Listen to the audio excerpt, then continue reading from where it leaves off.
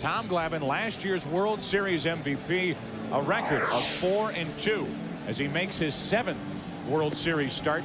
15-game winner during the regular season. There is Tom Glavine. Well, we talked about it in the NLCS. If you're going to have success against Tom Glavine, you have to look away. He's going to work the outside corner of that plate and try to lead the Yankees hitters right out of the strike zone. Throws a sinking fastball, an occasional cut fastball, little slider, and a changeup. Reason you have to look away is you have to take that outside corner and bring it toward you if you're a right-handed batter. It sounds redundant, but we'll say it again. More than any other pitcher in the National League, Tommy Glavine tries to get you out with balls off the plate, not over the plate. There you see the scouting report. The second bullet point right there, stays stubborn. He never gives into the strike zone. Usually you talk about don't give in to the hitter. Right. Glavine does not give in to the strike zone. Well, we'll get an early read on exactly what that strike zone is with the American League umpire, Tim Welke, behind the plate. Tim Raines will lead it off. Then Derek Jeter, then Bernie Williams. Yankees lost game 1, 12-1. Losers last night to Atlanta 4-0 with flashballs popping all over this ballpark. There's strike 1 on Tim Raines, who is 2 out of 5 in this 1996 World Series. Home plate umpire is Welke with Ripley, Young, and Jerry Davis on the bases. Jim Evans down the left field line, and Terry Tata from the National League down the right field foul line. That missed the outside corner, which is where Glavine will go time and time again. 1 ball, 1 strike. David Cone, the starter for the Yankees tonight, has an ERA of 6 during this year's postseason. 2-1. The Atlanta outfield defense does not play the right-handed hitter. They play Tommy Glavine.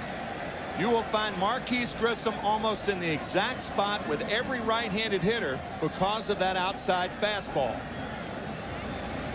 Glavine behind on the count even further now, 3-1. As a hitter, a lot of times you can pretty much guess how a team's going to pitch you if you look at the defensive alignment. And with this alignment, it's pretty obvious Glavine's going to have to stay away. Glavine's been doing this for years, pitching outside. Been successful with it.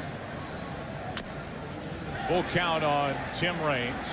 Tommy Glavine, the winningest left-hander in baseball over the last 9 years, and the winningest pitcher in baseball over the last 6 seasons with 106 victories.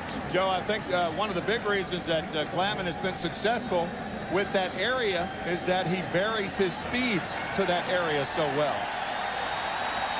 Crowd wants the first out right here with Raines. Tim steps out. He has a full count of 3-2.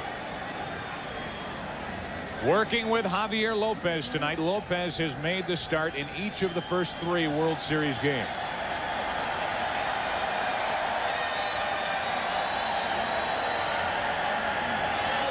A leadoff walk. Raines very patient, and he is on to start the night offensively for the Yankees. And you can see Tommy Glavine and Bobby Cox very upset about that pitch. If Glavine doesn't get that pitch on the 3-2 count.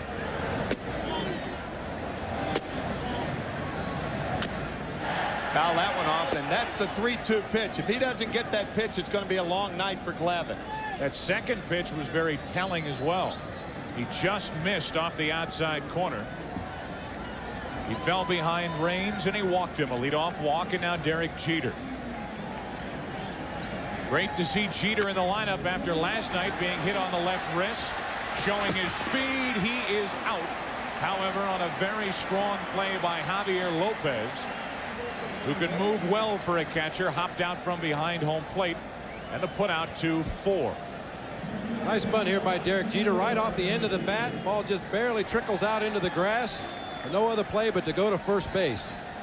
I think it was interesting. Tim Raines at bat, you saw him step out of the batter's box, and it looked like he had something in his eye. I guess we can't really be sure, but through the first 2 games, the Yankee hitters have allowed the Braves to get into a rhythm, get the ball and throw, get the ball and throw. Perhaps tonight they may try to throw Tommy Glavine off of that rhythm, take a little more time getting into the box. Our Fox box, top left-hand corner of your screen, runner at second. That is Tim Raines.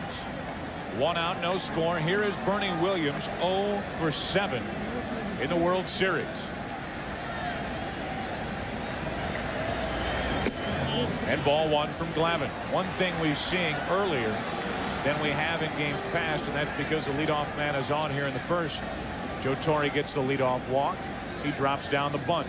Now he's going to ask for production out of Williams and Fielder, but more of that National League style instead of laying back waiting for the 3-run home run.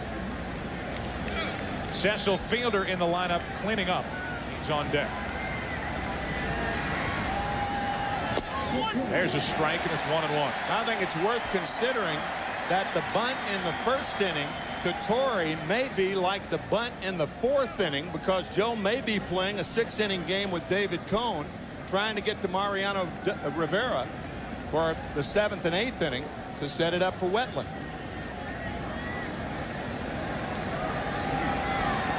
Torre has not been even close to being in a position to use that formula in the first 2 games so far. Runner at second, 1 out. Good fastball from Glavine, strike 2.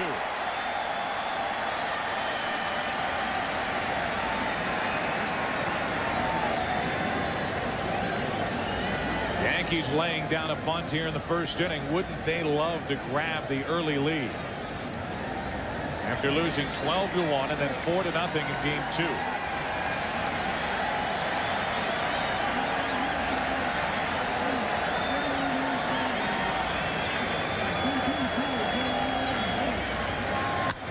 Up the middle, of base hits. Raines comes in to score, and the Yankees score first here in game 3.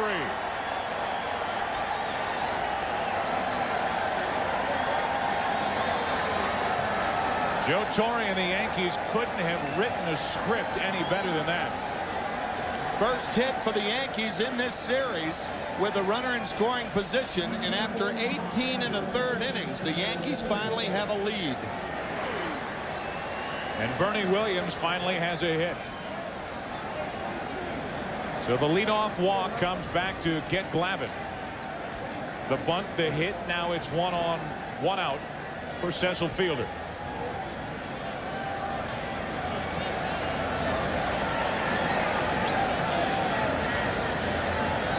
Cecil getting the start tonight at first base. Obviously no DH here in Atlanta. Tino Martinez, who has struggled, has not driven in a run during the postseason, will at least start the night on the bench. Borderline pitch for strike 1 to Fielder. Slight delay there before the first pitch. Javier Lopez, the catcher, gave a series of signs, as you would with the runner on second base. Perhaps a little pregame jitters here, early game jitters for Lopez. Glavine stepped off the mound. Lopez realized there is no runner at second and went back to one sign.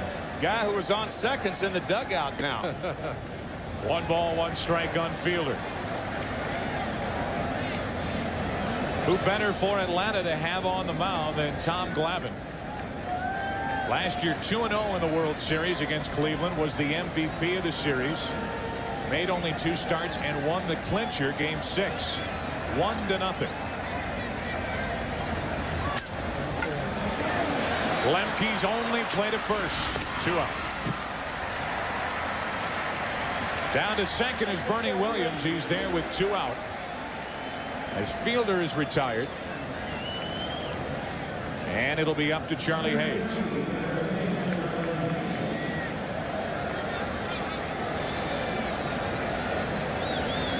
Charlie making his first start of the World Series. Traded to the Yankees on August 20th.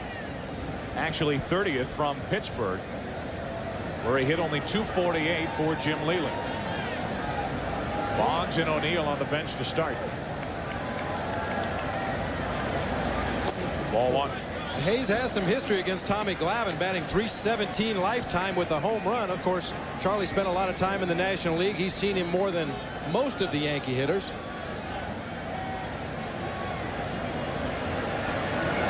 Looking for a 2-out RBI hit.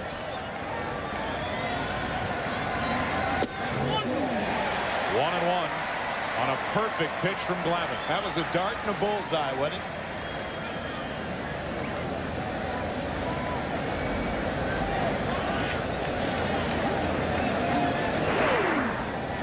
1 ball, 1 strike.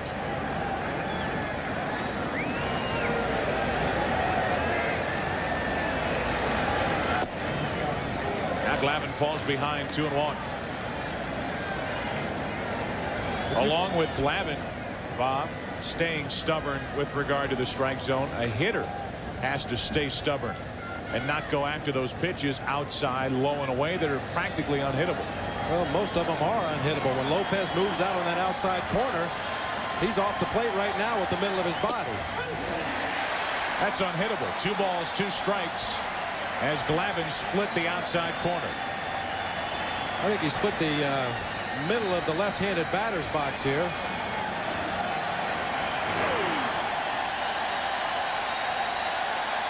Two and 2 on Charlie Hayes.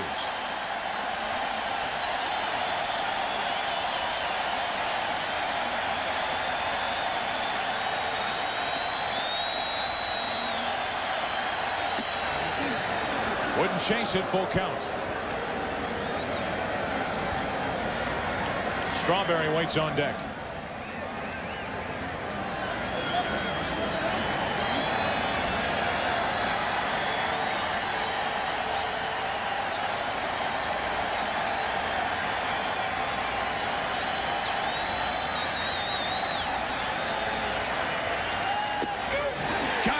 Outside corner. Hayes doesn't like it, neither does Joe Torre.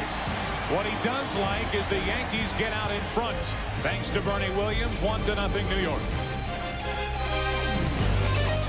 Chipper Jones playing third, hitting third. Fred McGriff, 15 RBIs in the postseason, a major league record. Then it's Klesko, Lopez, Andrew Jones in right. Jeff Blauser batting 8th, and pitching and batting 9th. It's Tom Glavine. Very good hitting pitcher. The defense for the Yankees. Vic Cecil gets the start at first base. His first start at first this postseason. And on the mound for the Yankees, a remarkable comeback year within 1996. It's David Cone. David 7-2 for the Yankees in 11 starts. Operated on for an aneurysm in late May, and remarkably came back in September. His first start against the Oakland Athletics, and he pitched 7 innings of shutout ball. Incredible feat. The concern with David Cone right now is the fact that he is right about where most pitchers are as they come out of spring training. And of course, early in the season, you hear a lot of pitchers talk about that dead arm. Not really a pain, but they just don't feel that their pitches are as sharp. As you see the scouting report, 4-pitch arsenal, he's got them all. He throws a lot of breaking balls, very big sweeping slider that'll sweep across the plate. Will go deep in the count. And one of few true big game pitchers. Well, doesn't get any bigger than this for the Yankees or for David Cone, and he starts Grissom with ball 1. 4 out of 10 in this World Series. He's been all over the place. Down the right field line. Slicing into foul territory. Strawberry out of room. 1-1. One thing we've noticed with Darryl Strawberry, who has that broken toe on his right foot, he's moved around pretty well when he's been in the outfield for the Yankees in 2 of the first 3 games. Well, in game 1, he was very active in left field. He showed some great hustle down the baseline. No sign of a limp, but he came back for game 2 and was walking very gingerly on that right toe. But back in there again tonight. 1-1 to Grissom, way out in front. Strike 2.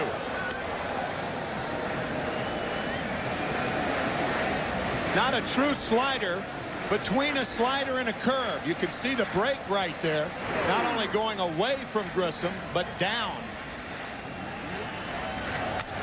Into left field, falling in a hurry, base hit.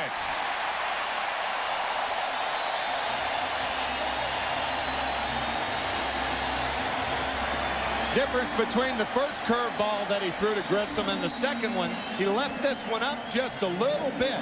More of a slider spin, and Grissom able to get the end of the bat on it, plop it in front of Tim Raines. So the Braves and Grissom answer what the Yankees did with Raines, each team putting their leadoff hitter on, and now with 1 on, nobody out, here's Lemke.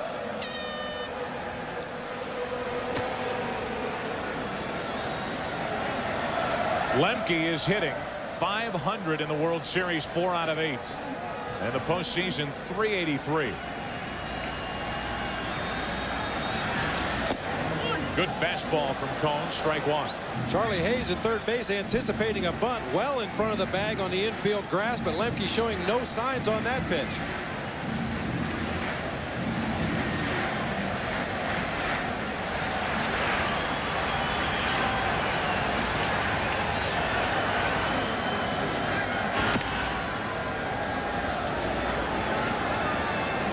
You're wondering about stolen bases. 11 tried against David Cone, 9 made it.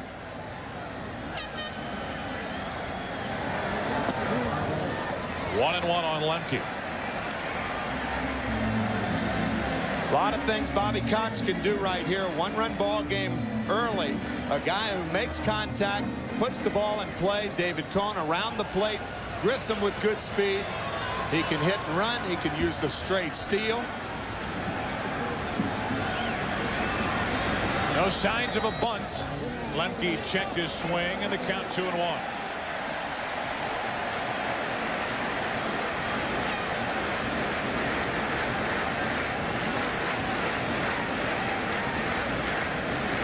Well, because Lemke's ahead in the count, didn't think he went around then. Really wasn't even close. Because he's ahead in the count, makes contact. Cone's got to throw a strike. Look for Grissom to run right here. And Cone keeps an eye on him.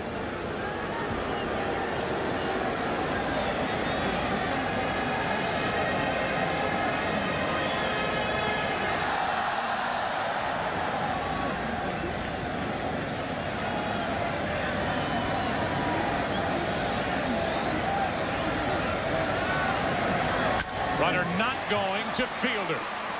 Out at second. Got them both. Nicely turned. 3-6-3. Do not let Cecil Fielder's size fool you. He's a very agile first baseman. Makes a good strong throw here for a right-hander. Had to get it over Grissom's head to Jeter. Gets back to cover the bag, and Jeter makes a strong relay throw. Bob, we've heard of quarterbacks leading receivers.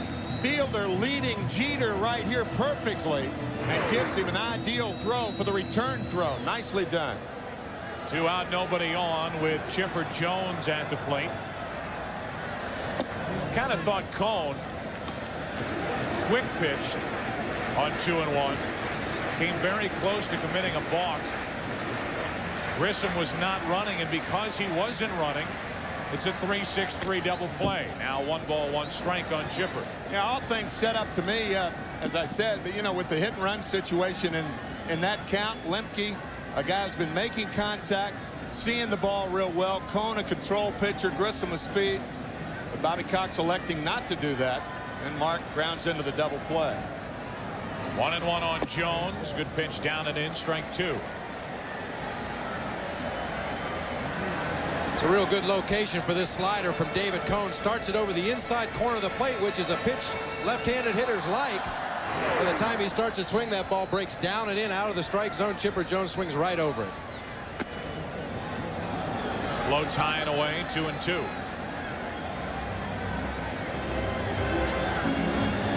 David Cone able to get around the leadoff hit with a double play ball. Mel Stottlemyre, the pitching coach for the Yankees. Jones into right, a 2-out base hit.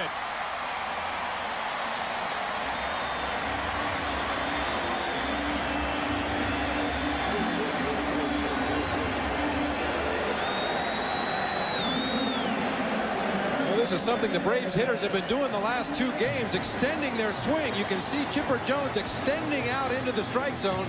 He was fooled by this pitch, but he's able to keep that bat in the strike zone a long time. Jermaine Dye did it last night. Fred McGriff did it last night. Marquise Grissom did it his first at bat today. Braves may begin to regret not starting Grissom on that 2-1 pitch to Lemke. There's a strike to McGriff. He's had a terrific World Series. Drove home 2 runs in Game 1, 3 in last night's Game 2 in New York.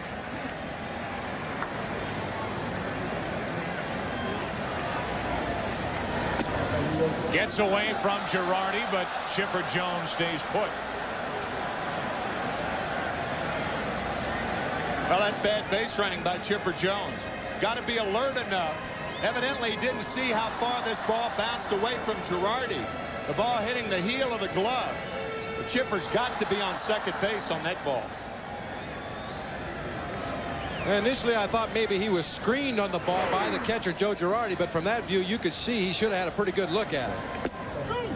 Breaking ball from Cone, strike 2. Sometimes the ball will get away from the catcher and roll back behind the catcher and the umpire, and you can't see how far behind it is. But as you can clearly see on that replay, Chipper Jones had a pretty good look at it. Got a pretty big screen over at first base to look around and says your fielder. Screen wears number 45.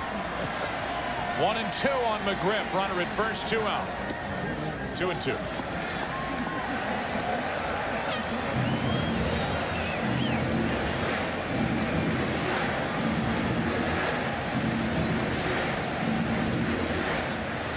Two hits in the inning, but a double play ball off the bat of Lemke. And it takes more for Atlanta to get something going. Jammed him. It's a fair ball, and that ends the inning. McGriff grounds out to first. No runs, 2 hits, a big double play, and after 1, game 3, Yankees up by 1.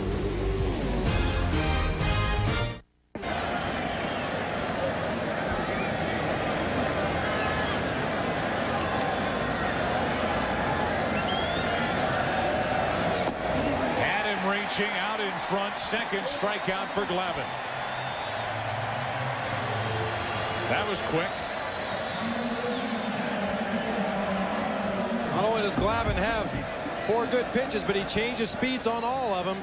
Throws a breaking ball here, took just a little bit off, got Strawberry out in front. Disappearing slider right here. See that little dot in the middle of the ball? That's a slider. Now with 1 out, nobody on, Mariano Duncan stands in. That's down the right field line and foul. I firmly believe that if Tom Glavine picked up the rosin bag and threw it home, Mariano Duncan would swing at it. And the rosin bag would be low and away. Duncan has always been tough on left-handed pitching. Former switch hitter. He abandoned that early in his career, and he has always been tough when a left-hander's been on the mound since he has stayed batting right-handed. 1 ball, 1 strike, 2-1.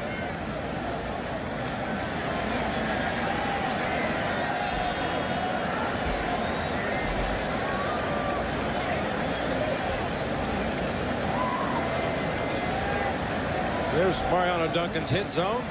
Very few blue areas.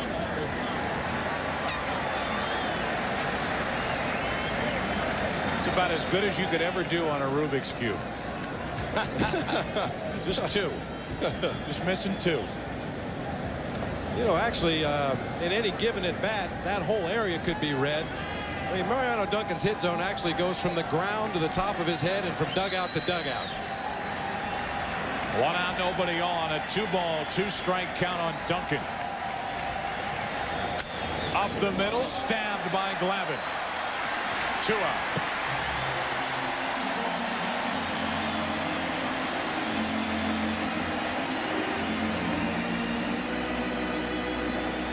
Nice play by Glavine. Leaves himself in good fielding position after the delivery. Hard hit ball, nothing to it. No, when you think about it, the finish of Greg Maddux and Tommy Glavine are almost the same. They're both marvelously fielding pitchers. Maddux with 5 assists in last night's game, and Glavine with 1 here tonight. Here's Girardi, and there's strike 1. They can all pitch, they can all field, they can all hit, they can all bunt, they can all play golf, they can all collect big checks. Keep going. Girardi, a 1-ball, 1-strike count. Only 208 in the postseason.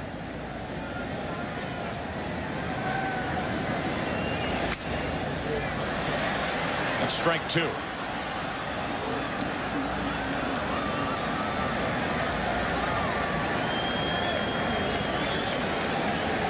Put our names up there. We got to say something, right? Not necessarily. Less is more. 2 out, nobody on, a ball and 2 strikes on Girardi. Inning over.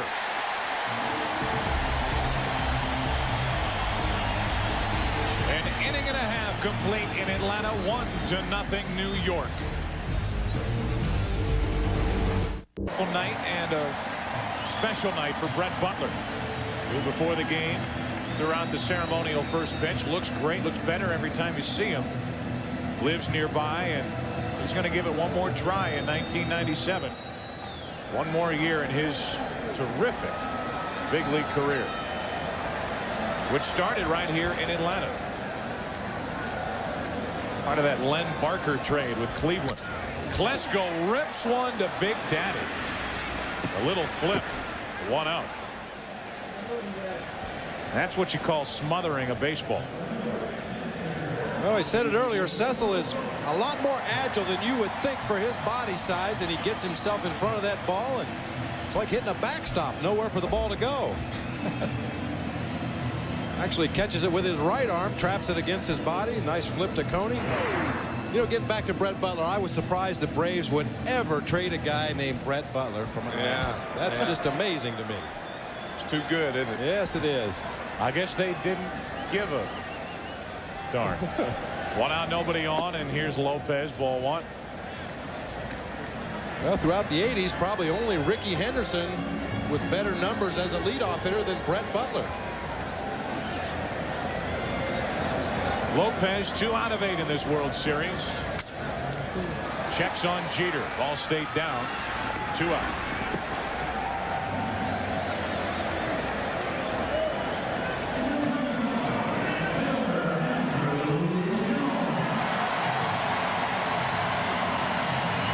With the bases empty, 2 out, here is Andrew Jones, and a nice round of applause for Andrew, his first game back after all that damage in game 1. You notice the Atlanta Braves with 2 hits in the first inning, but they had an out and a double play sandwiched between those 2 hits. And that's a very effective way to pitch, to have an out sandwich.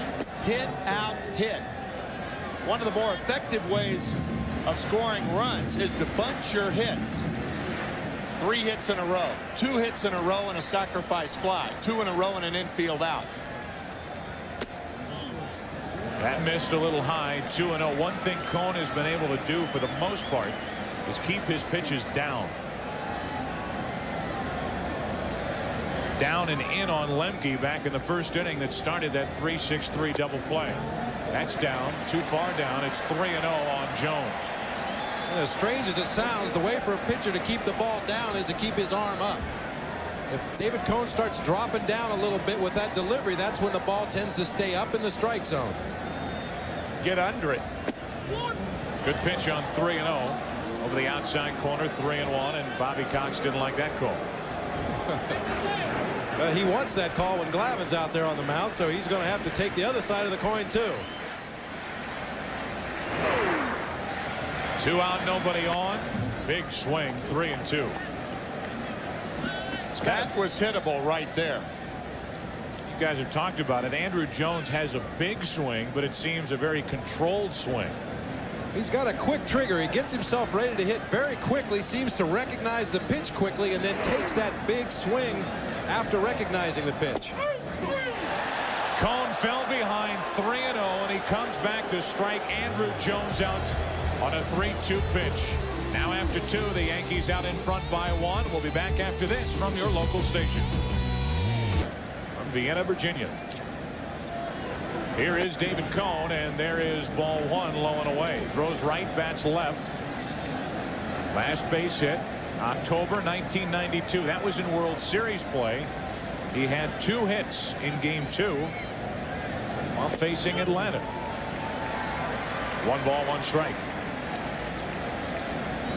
Use the DH in the American League ballparks, and the pitchers hit in the National League ballparks, and they'll do that the next 3 games.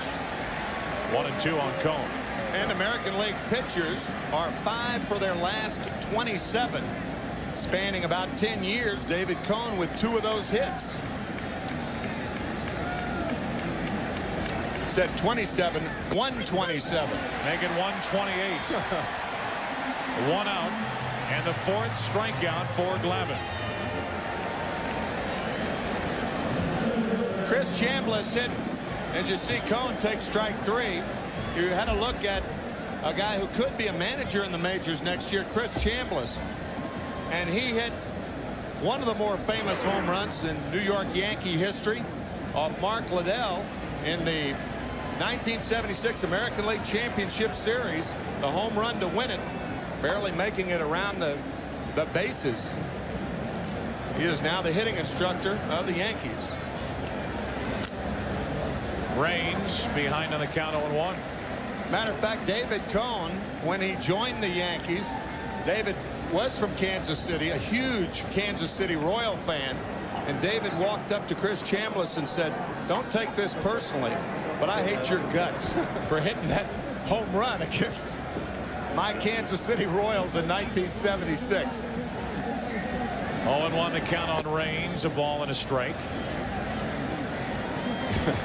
Cone actually came up with Kansas City, then was traded to the Mets, then later came back to the Royals in '93 and '94.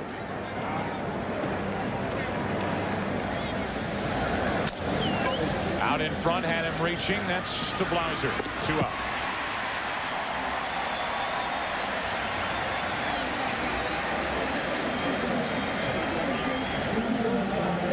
Tom Glavine, who allowed a leadoff walk to Raines back in the 1st. And then the 1-out RBI hit by Bernie Williams. Has settled down. He struck out 4. And he's retired 7 in a row. Here's Jeter. 2 out, nobody on for Derek, who laid down a very good sacrifice bunt. His first time up.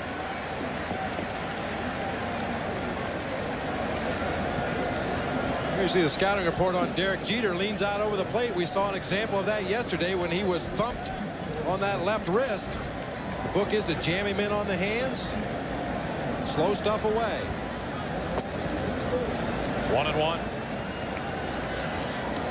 Not to say that in last night's game Greg Maddux was trying to hit Derek Jeter, but it's hard to believe Maddux let one get away. You know he was trying to move him off the plate at the very least.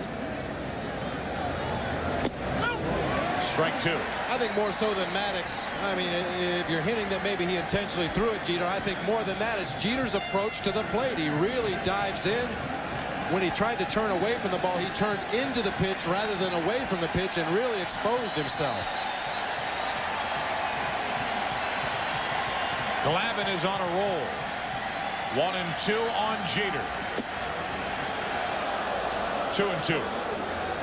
Well, you can see what Glavine will make you do as a hitter. Jeter cheating out there, checks his swing on this pitch, but he had thoughts of swinging at it. If he finishes that swing, he hits an easy ground ball somewhere in the infield.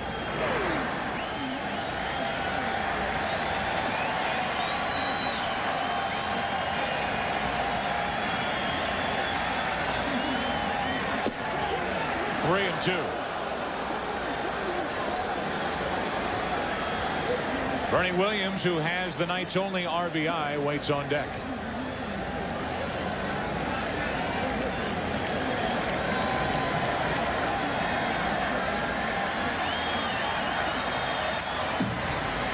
Good swing. Count stays full. Tried to come inside. You could see Javier Lopez with the target inside. Good cut by Jeter. Just missed it. You won't see Javi Lopez move inside on a right-handed hitter more than maybe a dozen times throughout the course of the ball game. He's going to live on that outside corner.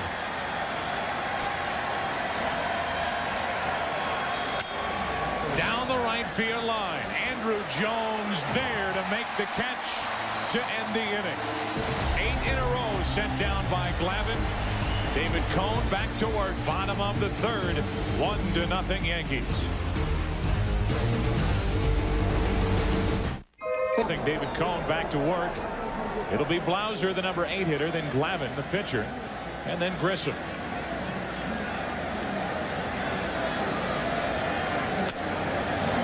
First pitch swinging. That's to the right side. Cecil over to get it. Good play. 1 out. The pitch count is going to be very important for David Cone. And over the last inning and a third, Cone has only had to throw 10 pitches to get 4 outs. And Blauser goes up there and on the first pitch fouls out to the right side. Really doing David Cone a favor by chasing that first pitch. I know as a hitter you want to be aggressive and get a good ball to drive, and a lot of times that is the first pitch, but because of his recent injury and the fact that his stamina is not where it should be this time of year, the Braves would be better off to work deep in the count. Pitch count. The old clicker. Mel Stottlemyre, the pitching coach for the Yankees, 3-time 20-game winner. To the right side for Cone. Easy play. 2 out. So the first 2 are gone here in the third inning. Back to the top of the order. Friday, it's the most anticipated news series of the season. People magazine calls it far and away the best news show of the year. From the creator of The X-Files comes Millennium, premiering Friday after a classic episode of The X-Files right here on Fox. The X-Files and Millennium on Friday night.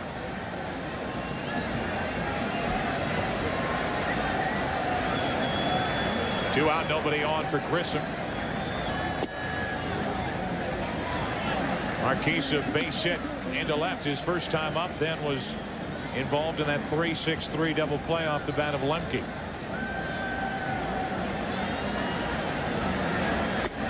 Two and 0. We talked a couple innings ago about Tom Glavine leaving himself in good position to field a comebacker. As opposed, watch David Cone after he releases the ball as he spins off towards first base and almost turns his back on the hitter. Back toward us, 2-1. And the reason for that is that David Cone is a power pitcher. And with power of the right arm, a right-handed pitcher is going to drive the power that he throws the pitch with is going to drive him toward first base. A left-handed power pitcher be driven toward third base after releasing the ball. See how that right leg comes over, stops going toward first. This is David Cone's delivery. Nice compact windup, but right there you can see that right leg swings around and leaves him facing first base. 3-1 on Grissom. A high strike. And it's 3-2. That's a pitch you rarely see called now. Breaking ball around the letters. Tim Welke thought he was back in 1967 for a second. Still 3-2. Gibson used to live up there, didn't he? Yep. Sandy Palmer. Koufax, a high ball pitcher. Jim Palmer, certainly a high fastball pitcher. 2 out, nobody on. Grissom pops it up. So another quick and easy inning for Cone as Duncan puts it away. A 1-2-3 inning for David Cone, and after 3 in Atlanta, 1-0 Yankees. I have now been off the Nicontrol pass. American League umpires, he likes the hitters to swing the bat. I guess one of those will accomplish the other, and he is a very level-headed umpire behind the plate. No quick trigger. Leading it off is Bernie Williams. Hits it hard. One hop to Blauser. Tough play. Great speed. And Williams is on to start the 4th. Joe, not only great speed, but nobody runs harder out of the box consistently than Bernie Williams. It's an error on Jeff Blauser. Tough hop, but Bernie Williams really busting it down to first. No chance. It's very easy for a hitter when you hit a ball that hard right at an infielder to just take your routine jog down to first base, but Bernie Williams will have none of that. Now Cecil Fielder reaching, strike 1.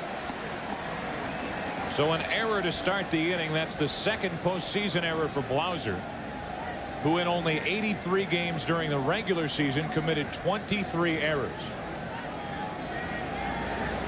But a tough play nonetheless.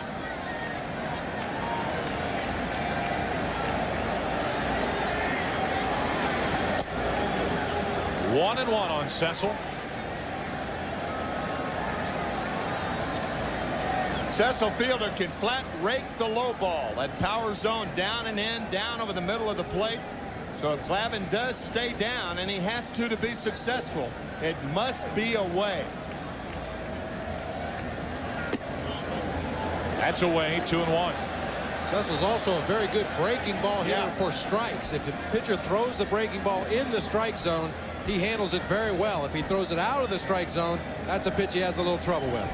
Most low ball hitters are good breaking ball hitters because most breaking ball hitters are down in the strike zone.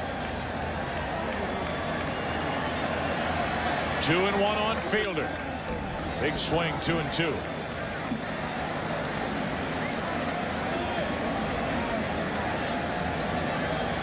Bernie Williams on the error to start the inning. First error of the night. It's tomorrow night's starter, Kenny Rogers. He'll take on Denny Nagel here. Game 4 on Fox, beginning at 8 o'clock Eastern.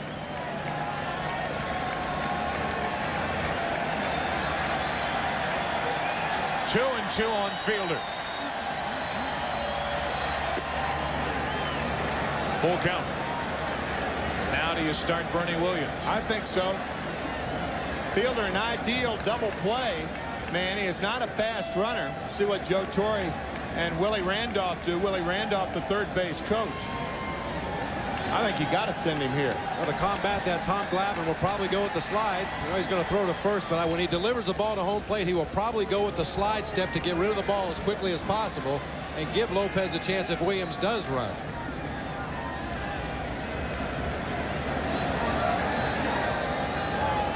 Bernie a career high 17 stolen bases, so he can run. 17 during the regular season. He is going. Cecil shoots it foul. And you can see Bernie Williams going late. And the reason that a runner does that, regardless of his speed, is on a 3-2 count. You must make sure the pitcher pitches. There was no good jump. You're not trying to get a good jump, because the responsibility goes back to the hitter to put the ball in play. There's a line drive to an infielder, you're dead. Nothing you can do.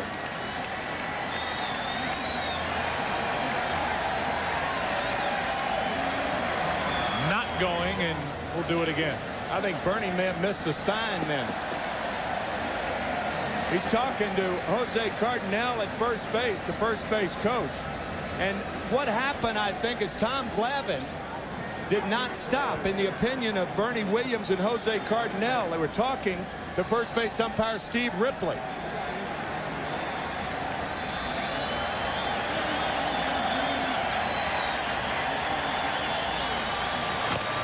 One of the dangers you run into here, if Williams does run, as you said, Tim, he's got to delay and play it more like a hit and run. And Cecil Fielder struck out 139 times during the regular season. The one advantage, however, facing Glavine not necessarily a strikeout pitcher to a guy like Fielder. He doesn't have a low swooping breaking ball or a pitch like that. Going. Ball 4. An error and a walk. The second walk issued by Glavine, and the first 2 are on here in the 4th inning for New York.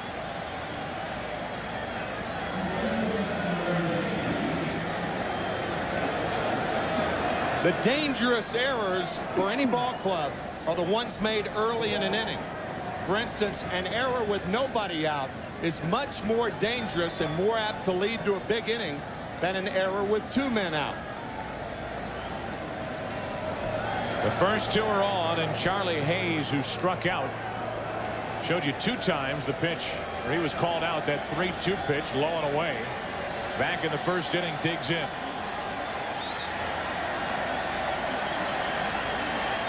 Hayes likes to shoot the ball to right, like that, into right center field. Jones makes the catch. Good base running by Williams. He's at third with 1 out.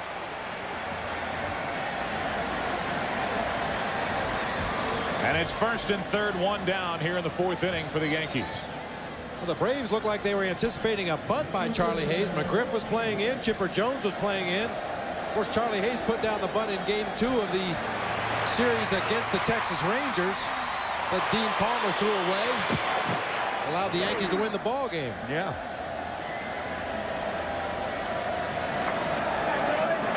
So Hayes gets the runner to third. Didn't get the hit of the RBI, but a successful at bat, and it's first and third, one out for Darryl Strawberry.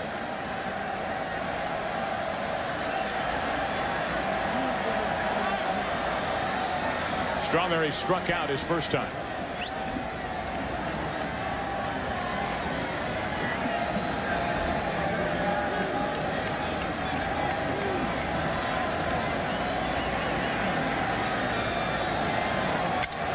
Left side base hit. In to score is Williams, and it's 2-0 Yankees here in the fourth.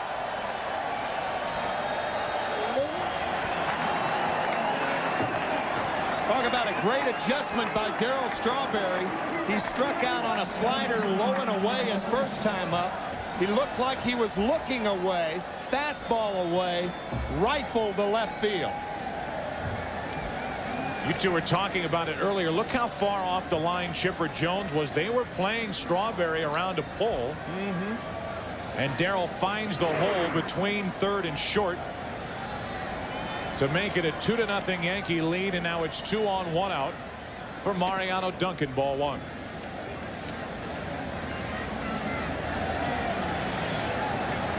Two runs on only 2 hits, but an error and a walk have hurt the Braves here in the fourth inning.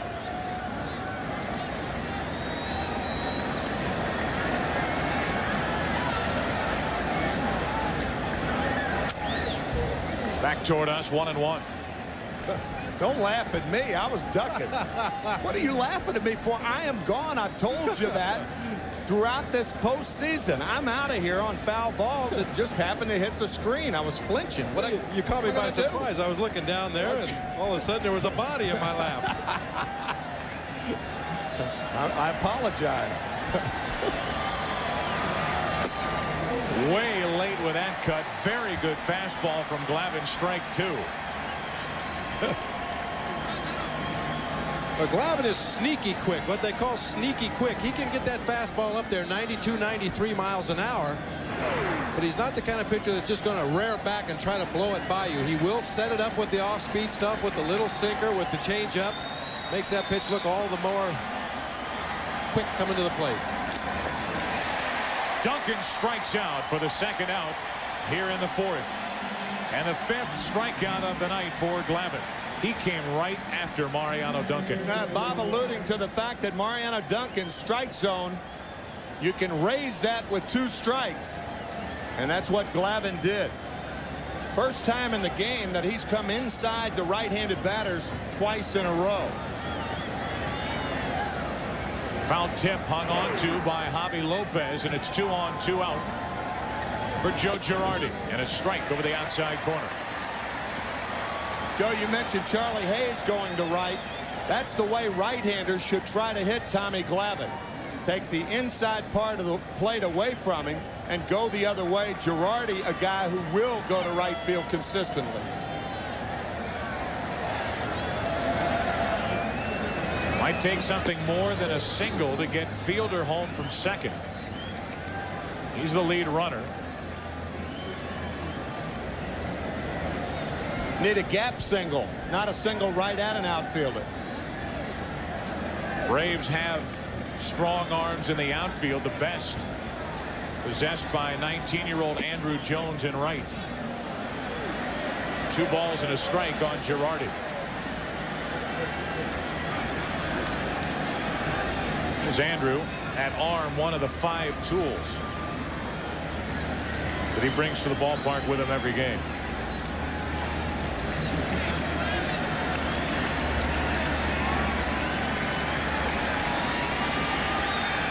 Two on, 2 out.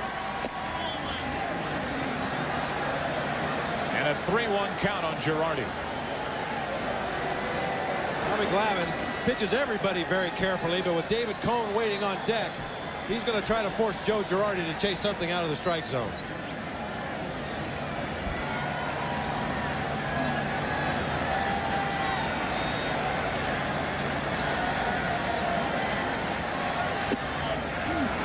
That'll load him up for David Cone, who can handle the bat. That's 2 walks in the inning, 3 in the game for Glavine. And the bases are loaded for the Yankee pitcher David Cone.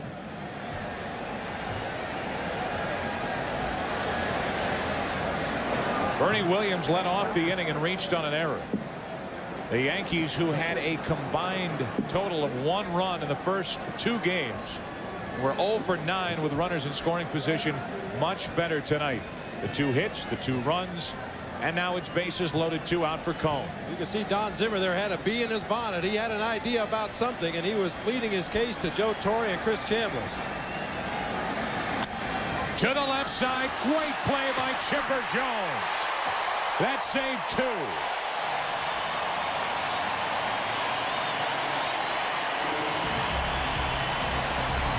Cone made a bid. Chipper put an end to the rally.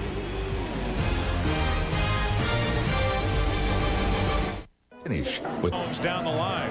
Just a reminder, we told you about it last night. The 1996 True Value Roberto Clemente Man of the Year Award will be presented live here on Fox during Game 4 of the World Series tomorrow night.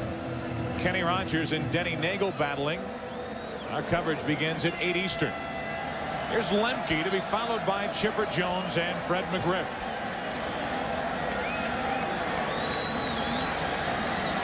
David Cone back to work.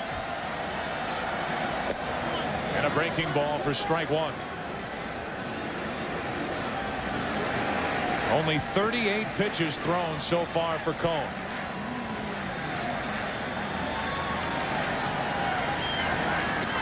That caught Lemke, I believe. If it didn't, it barely missed him. It did, and it's 1 ball, 1 strike. Well, like he let out a howl. He was screaming. He thought he was going to get hit with this pitch, but he's able to somehow to get those legs out of the way. Sometimes you anticipate getting hit and you don't, and you're happy. Let out a little scream and it missed him. 2 balls and a strike.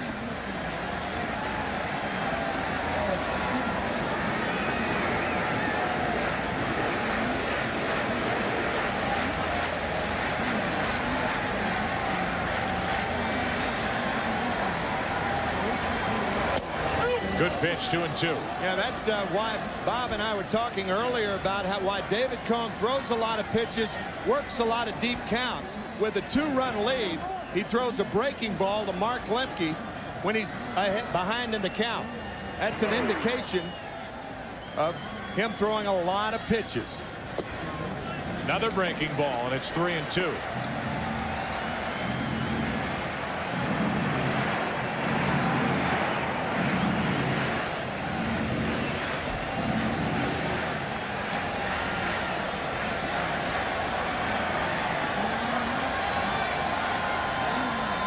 Shaking off Joe Girardi twice. Well, sometimes the catcher will intentionally have the pitcher shake his head just to give the batter something to think about.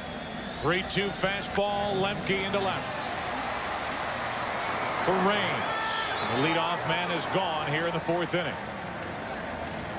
That'll bring in Chipper Jones, who took an extra base hit away from David Cone. Had to play in to guard against a possible bunt. And David Cone almost shot it past him. Well, this is the toughest play for a third baseman off the bat of a left-handed batter because that ball is spinning away. You mentioned he was playing shallow. Makes the dive and covers that bag. Jones a single his first time up. Ball 1.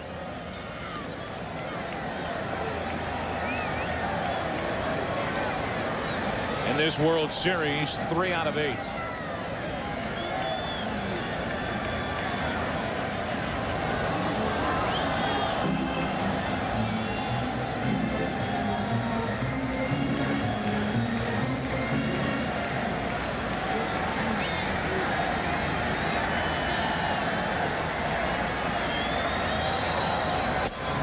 Good fastball. 1-1. Power against power right there. Chipper Jones, a good fastball hitter. David Cone says, try to hit this one. Yeah, we'll use a cellular high-tech analogy. The power was on, but he forgot to punch send. 1 ball, 1 strike. As he was trying to dial long distance, right? 2-1.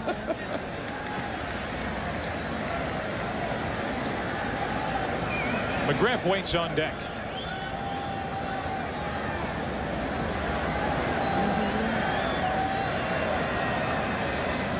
Up to 46. Something off. 2-2. There again, he throws a 2-1 breaking ball to Lemke, a 2-1 splitter to Chipper Jones. You never know what David Cohn's going to throw you. There is no pattern, similar to Greg Maddux. No pattern to his pitching. To the right side for Fielder. He's been busy tonight. Leads Cohn to the bag. 2 out. 2 out in the 4th inning for Atlanta. Tomorrow it's game 4 of the World Series, as the Braves look to continue their drive to a 2nd consecutive title, while the Yankees try to get back on track, keep their postseason hopes alive. Coverage begins at 8 Eastern, 5 Pacific, exclusively here on Fox. And again, it's Denny Nagel for Atlanta. It's Kenny Rogers for the Yankees. 2 out, nobody on for McGriff. Grounded out to first his first time up.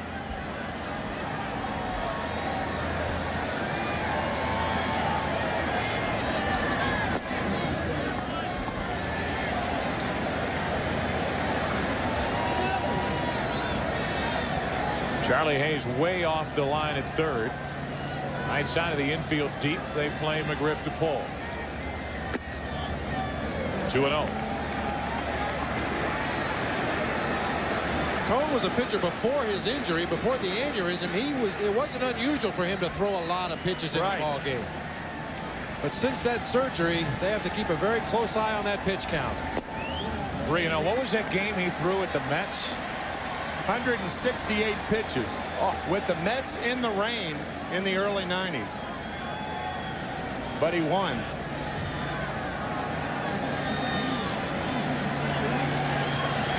Two out, nobody on, and McGriff taking all the way. 3-1.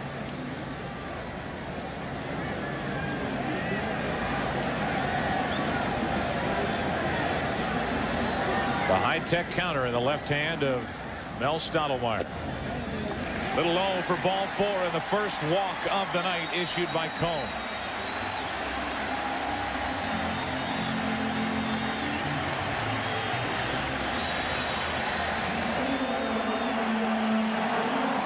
Joe Torre wanting Cecil Fielder perhaps to hold McGriff on. When a manager crosses his arms, that's a signal to play behind the runner at first. When he points, that's a signal to hold him on. We've talked about this a number of times this season. You wonder why they would hold McGriff here. You got Klesko at the plate, a power hitter. McGriff at first, who isn't running well and doesn't run a lot anyway. And you have a left-hander at the plate. And you're trailing by 2. So McGriff is not apt to run, and Klesko a pull hitter.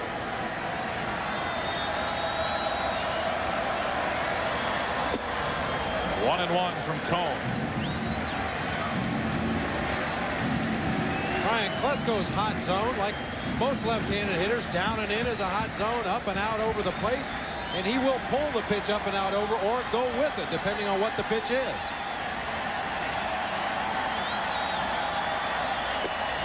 Strike 2 over the inside corner. When Ryan Klesko takes that pitch, you know he's looking for something else.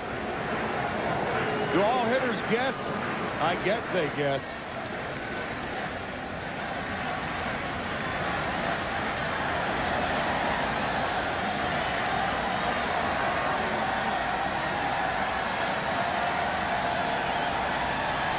One and 2 on Klesko. Right after him. And the second strikeout for David Cohn. Klesko on the home plate umpire. The Braves lead 1. They trail by 2. President of Fox Entertainment sitting ringside here at Fulton County Stadium.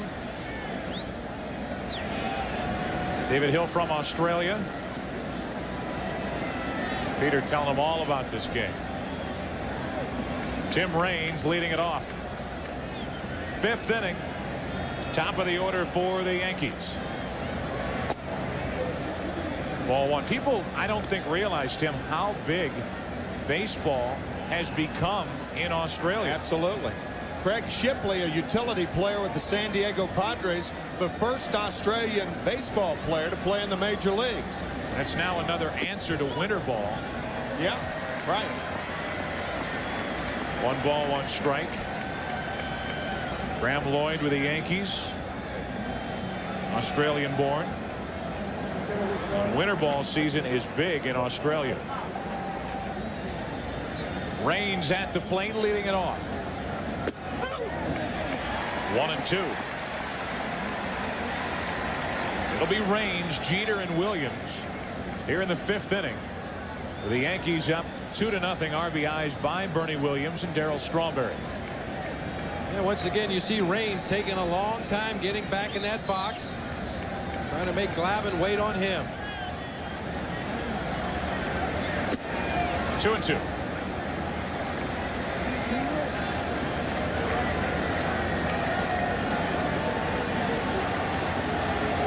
Jeter's had a couple of good at-bats, a sacrifice bunt, and he's also lined out to right.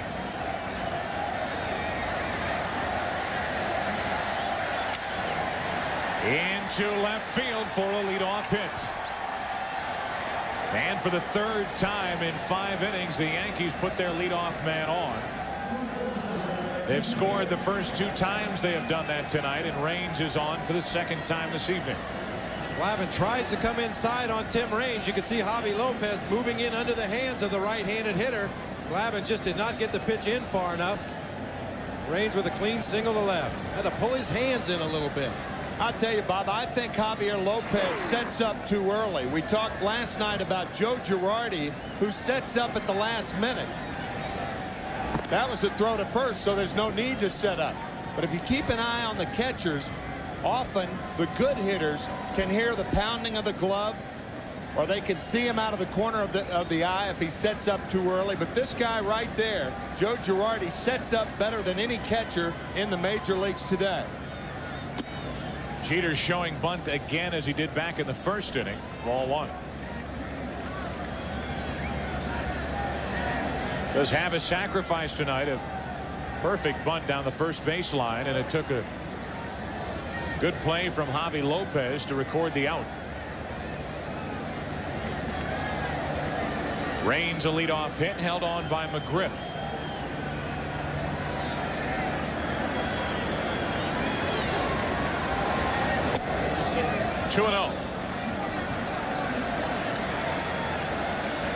Here's Joe Girardi earlier in the game, setting up with Ryan Klesko. As the pitch is on its way, they get the strike. Javier Lopez, you will notice, once he gives the sign, he sets up not immediately, but almost immediately. There he goes. 2-1. We talk about cadence and rhythm a lot of times. A catcher handling a pitcher, there is cadence and rhythm to setting up also. You don't want to set up too soon because of the hitter, but you want to set up soon enough so the pitcher picks up the target.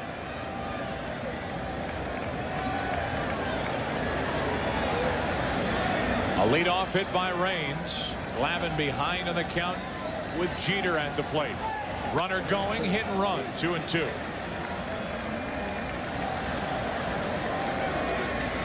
Good situation for Joe Torre. After showing bunt, the Braves pulled in their defense. Chipper Jones came in a couple more steps at third base. Freddie McGriff charging hard from first. Derek Jeter handles that bat well. He was hoping to shoot one through a hole somewhere in that infield.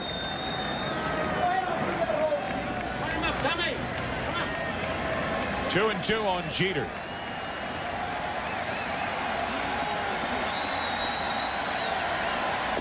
Got it over the outside corner, 1 away.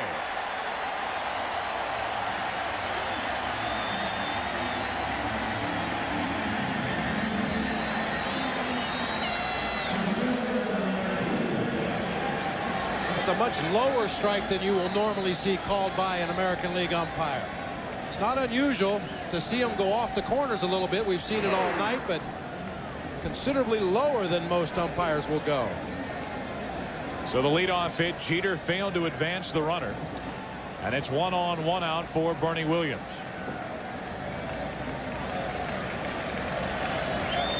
He's been involved tonight.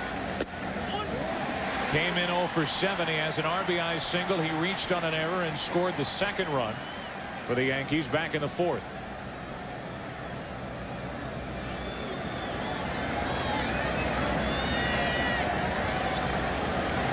Raines at first with 1 out.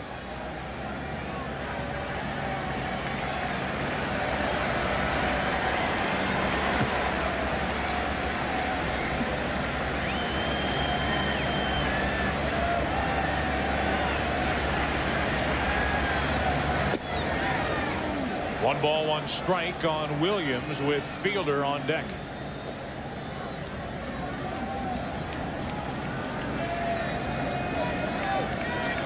Raines attempted a stolen base in last night's ball game and was gunned down by a perfect throw from Javi Lopez. He stole 10 during the regular season, 10 out of 11.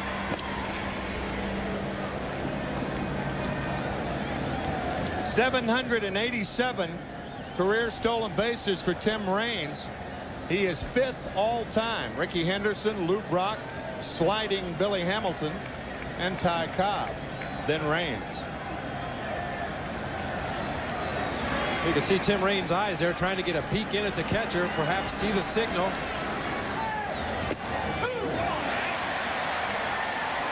Many times a base stealer will get his lead and tell the first base coach, you let me know if that pitcher comes over here. I'm going to try to pick up the signal from the catcher. Obviously, if you can see a breaking ball or a changeup signaled by the catcher, that's a better pitch to run on. See if he takes a peek in there. 1-2 on Williams.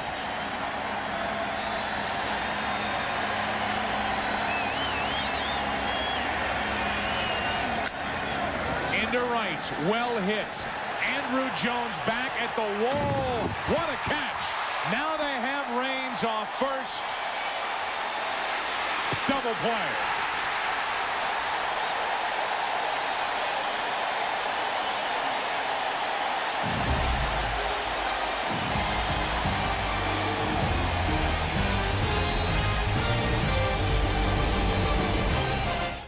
Second-year player Chipper Jones has already made a big play. Now it's Andrew's turn. Fox sounds of the game.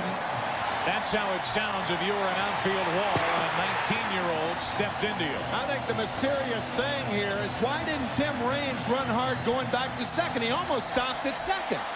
Now he has to slide to make it close at first base. I don't understand why he didn't go back hard to second.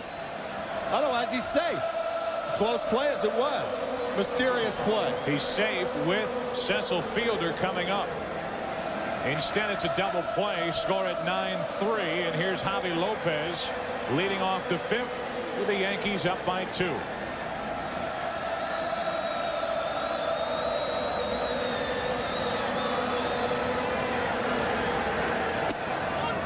One and one.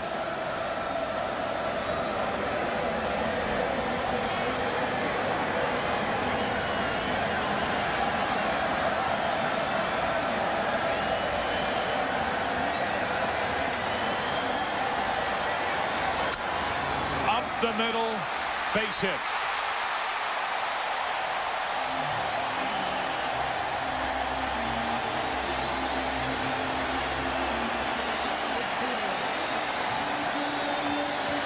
couple of innings ago, we talked about David Cone not being in good position to field a ball back through the box. And here it is, just a ground ball back up the middle, in no position to catch the ball, back turned to the third baseman, facing the first baseman. Relatively easy ground ball through the box. It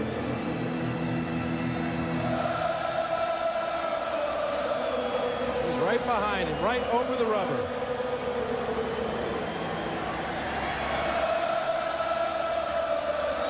David saying, my fault.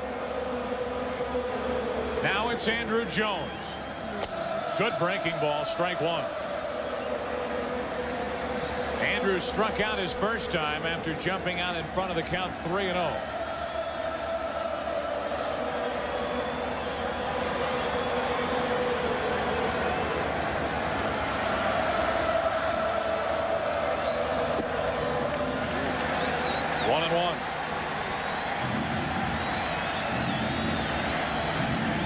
Remember Bobby Cox telling us before the game last night that Andrew Jones has great power to right center field. Cone looks like he's trying to keep the ball away from him. Just low. 2-1. Cone wanted that pitch, didn't get it. Oh, you can understand. Not where the catcher catches the ball, it's where it goes over the plate.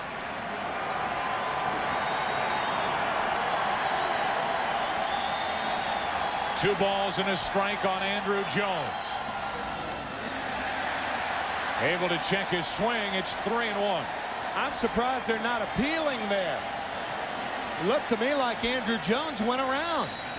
There's no appeal by the Yankees.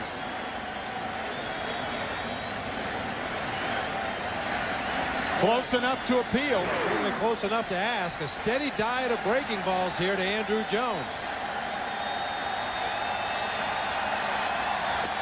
Right down the middle, 3-2. Now you've seen so many locals. That express looks like it's coming about 130 miles an hour. Looks like a bullet train coming through the strike zone. A leadoff hit by Javi Lopez. And a 3-2 count on Andrew Jones.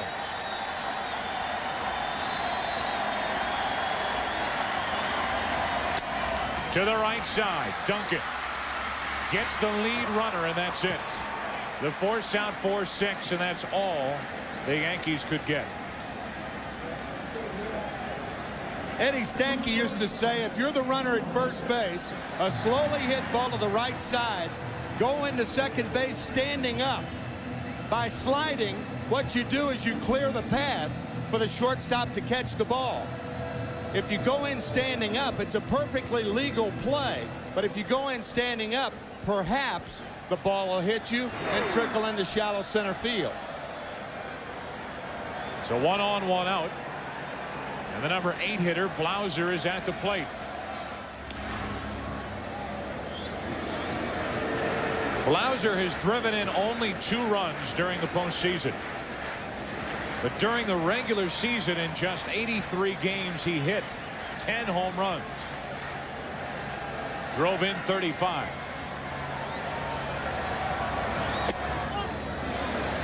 David Cone last pitched on October 10th.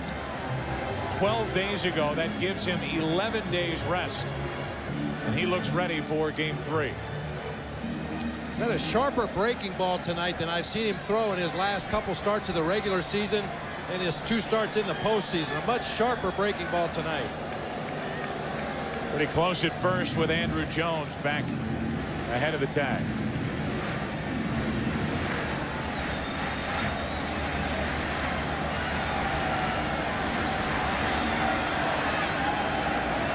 Jones running. Girardi's throw is perfect.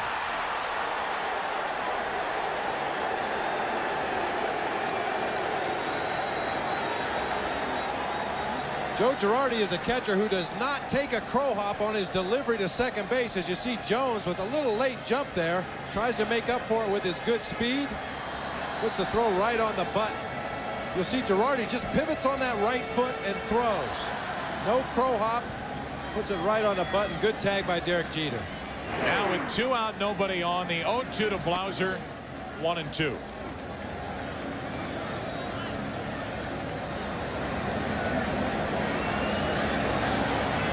He looks safe. Quick tag by Derek Jeter, but a very close play at second. I thought he got it. Okay. Inning over. 3rd strikeout for Cone.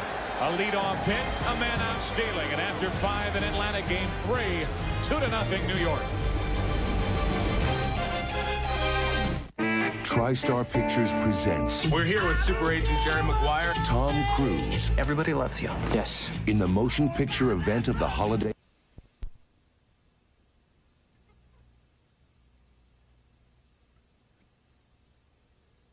Oh, come on. All right. Cecil Fielder leads it off, 6th inning.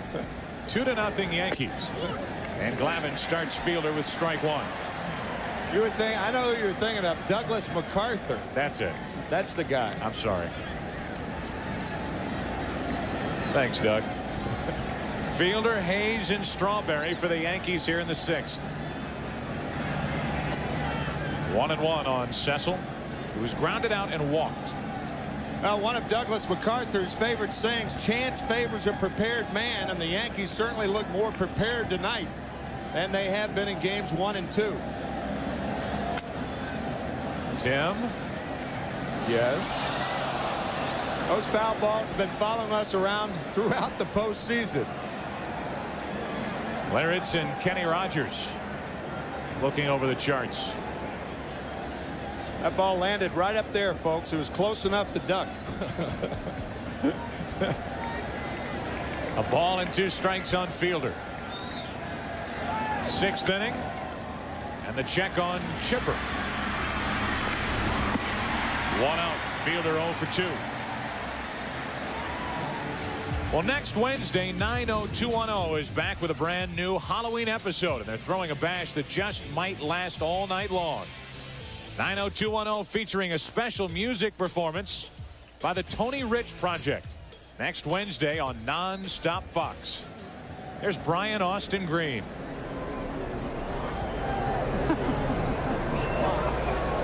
What a hunk, huh?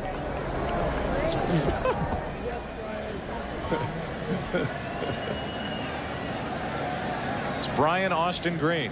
It's Charlie Hayes. 1 out, nobody on. And a ball from Tom Glavine. Hayes is struck out and fly to right. As he flied to right, Bernie Williams back in the 4th inning tagged up and moved to 3rd. He scored on a hit by Strawberry. 1-1. He's back. He hasn't left since the NLCS.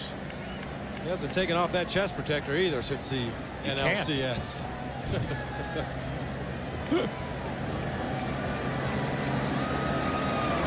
That's the Braves' 4th catcher. It's the emergency catcher for Atlanta. I would hate to see the circumstances. Find him in a ball game. 2 balls and a strike on Charlie Hayes.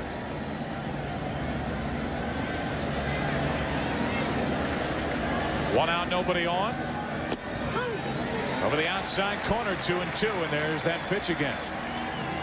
You can almost see the frustration in Charlie Hayes' face. He would love to get a pitch from the middle of the plate in that he could drive, and Glavine is just not giving into that strike zone, consistently staying away, away, away. 2-2 to Charlie Hayes. Talk about staying stubborn. Charlie Hayes is not giving in. And Joe, talking about staying is what Tommy Glavine's thinking about right now. Normally you'd have guys up in the Atlanta bullpen. Glavine scheduled to lead off the 6th inning. 3-2 pitch. But because he's such a good hitter, Bobby Cox probably will allow him to hit to lead off the 6th inning.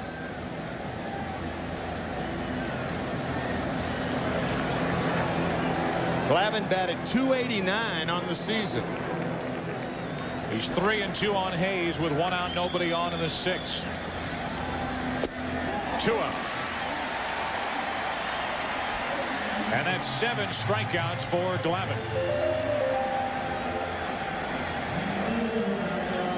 Strikes him out on a changeup. Hayes finally gets the ball around the middle of the plate, and he goes to swing, and the ball is gone. That changeup, you could see it moving down there as it came through the strike zone. 7 strikeouts for Glavine. His World Series strikeout high is 8 in his last World Series start. Here, the 1-0 win in the clincher against Cleveland when he went 8 innings and allowed 1 hit. Only gave up 3 hits in his other start. He gave up 4 hits to Cleveland last year in 14 innings. Here's Strawberry, 2 out, nobody on.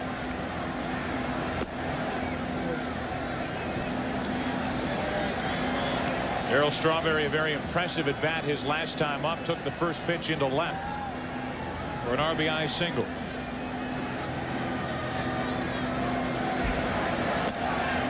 Two and 0.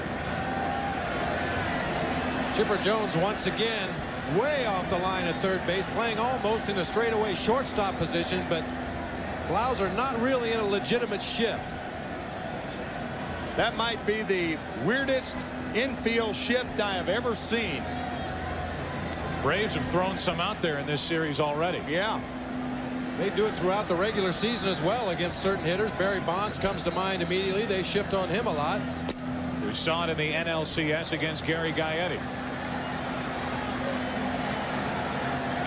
He's a left-handed Cecil fielder. That's who Darryl Strawberry is. You flip-flop it. Cecil is exactly like that, down and into the right-hander, down and out over the plate. 3-0, 3-1.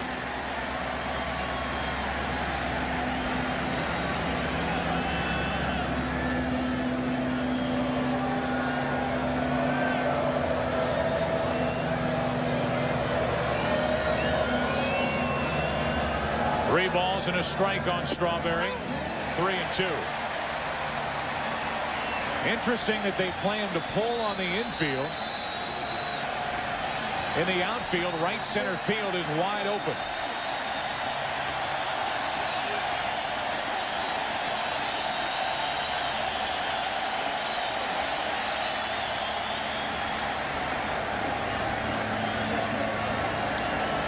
Marquise Grissom, with a count 3-1, was playing Darryl Strawberry toward right center.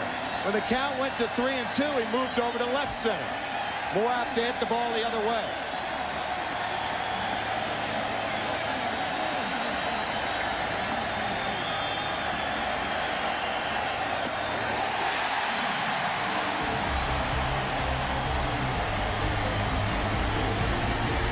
We go to the bottom of the 6th inning. Braves bat. They trail by 2. Can't believe he broke it at the company. This inning perhaps would be Mariano Rivera for 2, and then John Wetland for the 9th. We'll see what Joe Torre's going to think here. Glavine pitching very well. He's matched his career high for strikeouts in a World Series game with 8. 2 hits in the postseason. A double, a triple, and 3 RBIs. And it's a 1-ball, 1-strike count from Cone.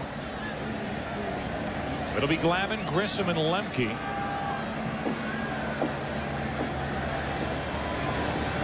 If anybody gets on Chipper Jones.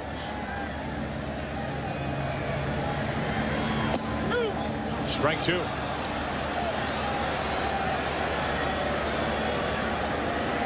Mariano Rivera. Jeff Nelson closer to us. 2-2 on Glavine.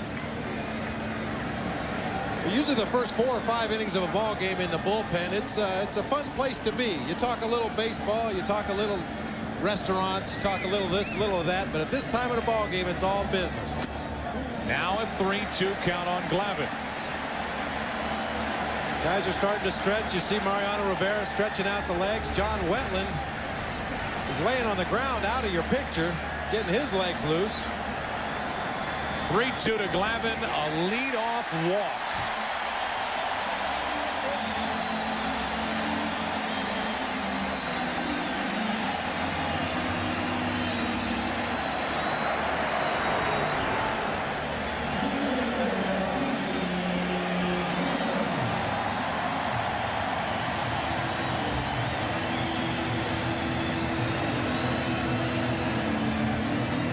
Bobby Cox gets the best of both worlds. He leaves Glavine in to hit.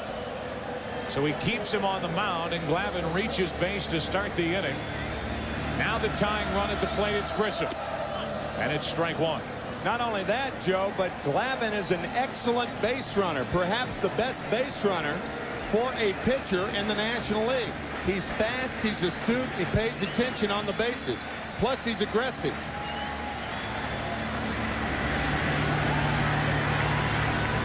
One on, nobody out. That should get out of play for strike 2. Action now for the Yankees in their bullpen. Graham Lloyd, the tall left-hander. Mariano Rivera, the right-hander. I think Joe Torre pulling the trigger here about an inning before he thought necessary. He had everything planned for the 7th inning, with Cone being the 3rd hitter. He'd pinch hit for him, and he would love for Cone to finish this half inning to bring in Rivera in the bottom of the 7th.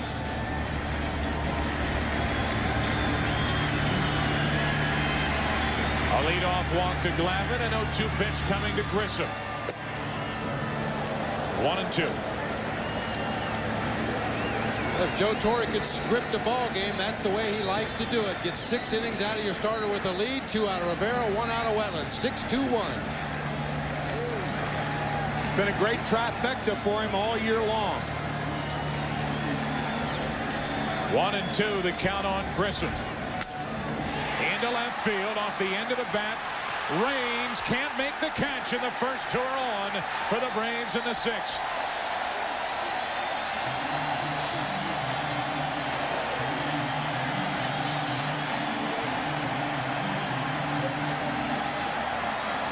Well, the ball's hooking off the bat of Marquise Grissom, and it looks like Raines is fooled by it. You can see the route he took to get to the ball. He was running pretty much straight across left field, and right there starts to come in. Not able to catch up with it. Fine call by left field umpire Jim Evans. And now the question is, do you bunt? One would certainly think so, with Lemke up there. I would agree, absolutely. Mark Lemke's a great handler of the bat. He'll be able to deaden that ball around home plate, advance the runners. Braves are down by 2. Tying runs are on. Throw behind Glavine. And Jeter, a very good job to keep that ball on the infield.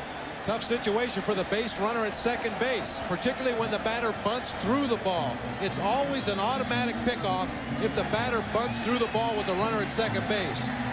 Tommy Glavine's trying to get the biggest jump he possibly can to advance to third base. Very susceptible to a pickoff if Lemke bunts through the ball.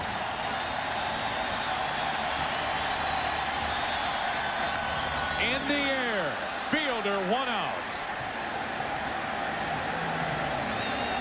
And for the first time throughout the entire postseason, Mark Lemke fails in a chance to advance the runners or drive someone home. I'll tell you, Cecil Fielder, had he allowed this ball to drop, it was not called an infield fly by the umpires.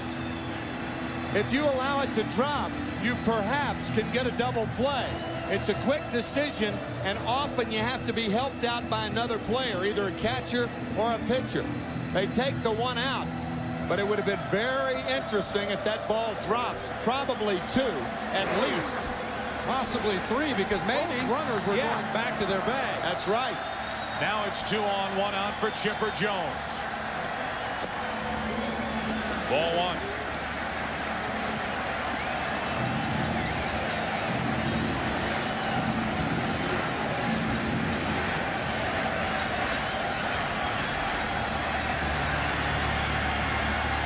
Two on, 1 out.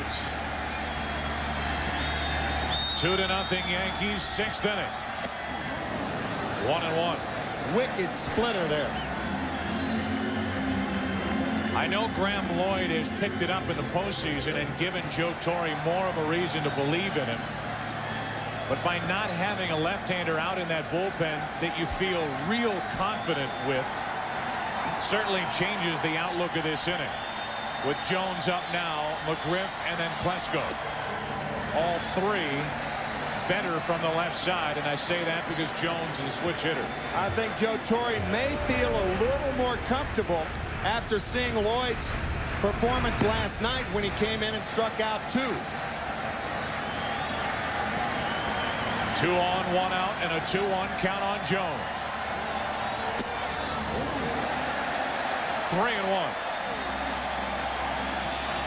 Throughout the season, Bobby Cox has started his runners in this situation. 3-1 count, 1 out, if he's got confidence that the hitter at the plate can make contact. A couple times he's run into outs at third base. Bases loaded.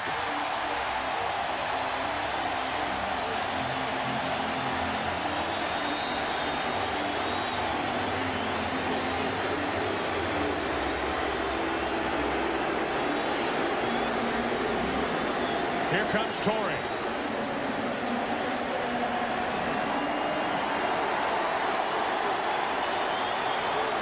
Usually when a manager runs to the mound, he's not going to take the pitcher out.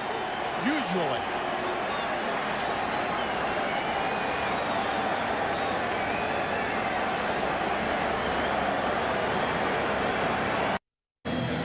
The left-hander in the Yankee bullpen struck out Fred McGriff as one of his 2 punch-outs in the ball game last night. This is a gutsy call by Joe Torre.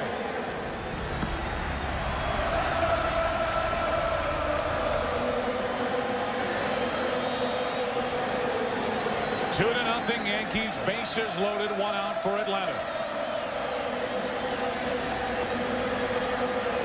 Strike 1. A leadoff walk to Tom Glavine. A hit by Grissom that fell in front of Raines. And a 1-out walk to Chipper Jones to load him up.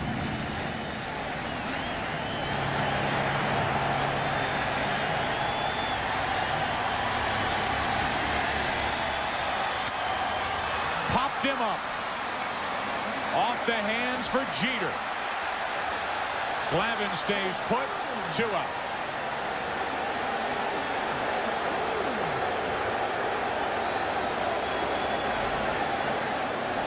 I do not believe the infield fly was in effect because it was not an easy enough chance for an infielder. It's got to be an easy chance, and with Derek Jeter backpedaling like that, matter of fact, catching the ball as he was backpedaling, the umpires chose not to call the infield fly rule. I think the proper call in this case.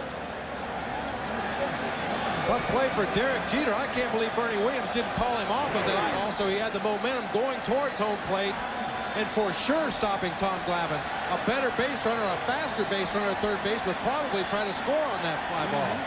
Now the bases are loaded. 2 out for Klesko.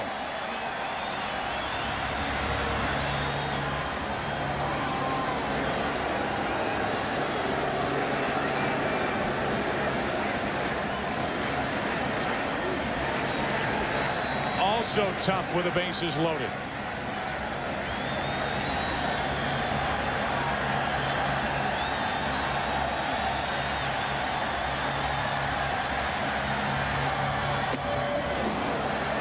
Strike 1. Looks like a high splitter. Remember David Cone the last time Klesko was up. Struck him out on an inside fastball. He starts him off with a splitter. See the tumbling rotation there on that split finger fastball. Bases loaded. 2 out. Nicely blocked by Girardi.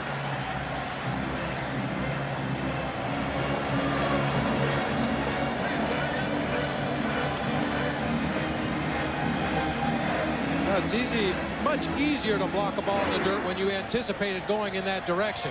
That split finger fastball is always moving down. Girardi was in good position that time.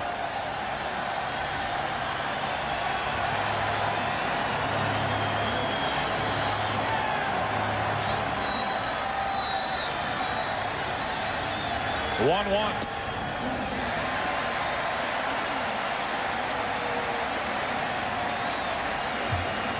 Glavine, Grissom, and Jones aboard for Atlanta. Base hit out of the infield would tie it with the speed of Grissom, the runner on second.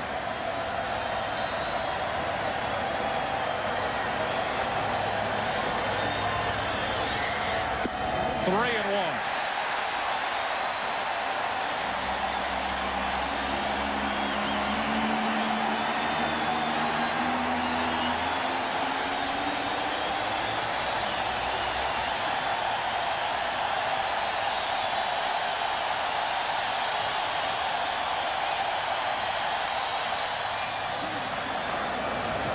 The runners will take off. A 3-ball, 2-strike count with the bases loaded. 2 out. Talk about the guts of a burglar. David Cone has them.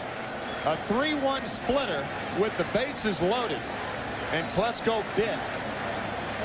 Talked at the beginning of the night about David Cone, one of the few big game pitchers left. He convinced Joe Torre to leave him out there. He got McGriff. And he's full with Ryan Klesko at the plate.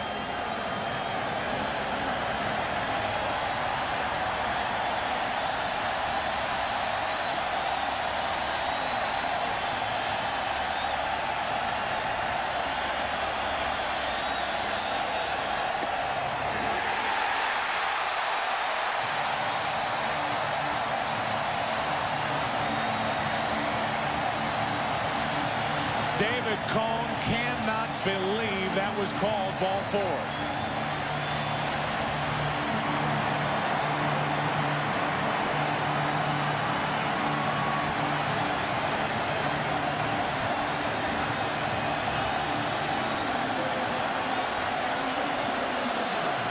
Well, it had to be called high.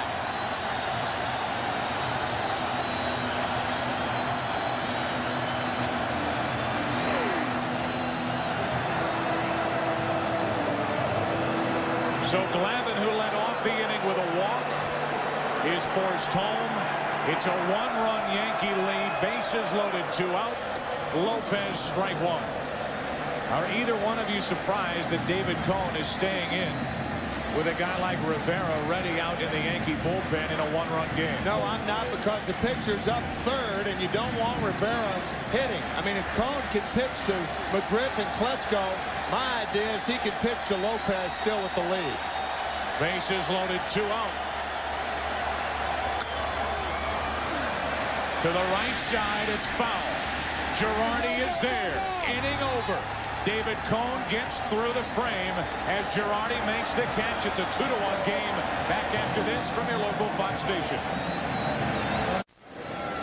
Well, after that half inning, the bottom of the 6th inning, Tim Welke, the home plate umpire, got into it with a Yankee bench.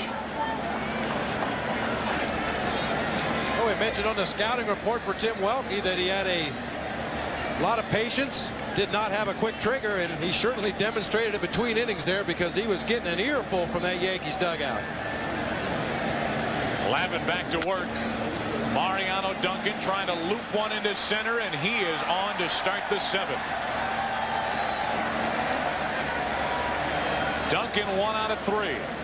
And the leadoff man aboard. Our Aflac trivia question: which Hall of Fame player ended the 1926 World Series by being thrown out stealing?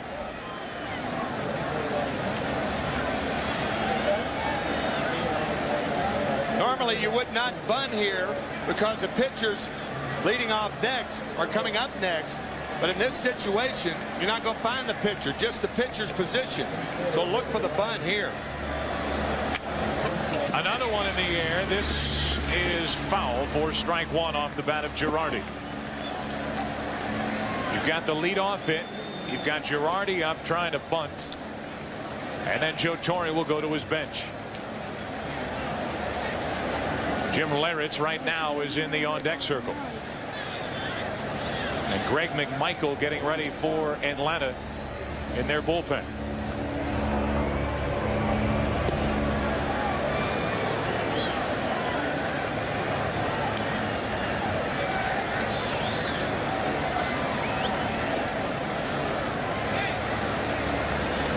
Girardi trying to move Duncan over to second, ball 1.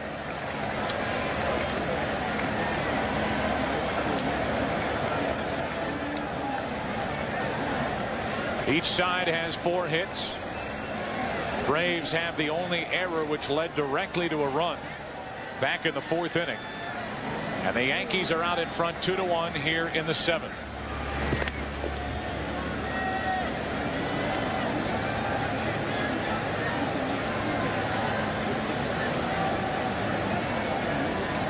He's got a lot of ways to go.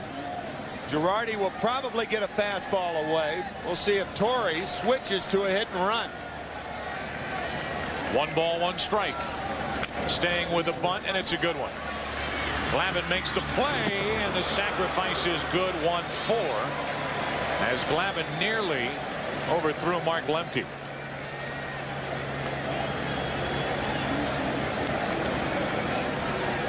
Good bunt by Girardi. Gets it far enough away from the catcher and far enough off the pitcher's mound that Glavine has only one play to first base. Greg McMichael warming up in the Braves bullpen. Actually would play right into Joe Torre's hands. He's got more left-handed power on the bench. Jim Leyritz is really the only right-handed hitter he has with any sock coming off the bench.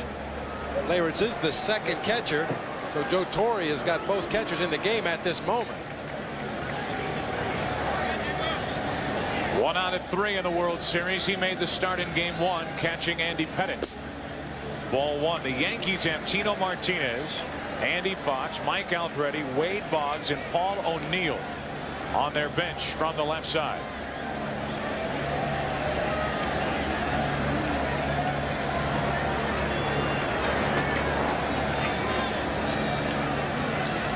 Duncan led off with a hit, bunted down to second.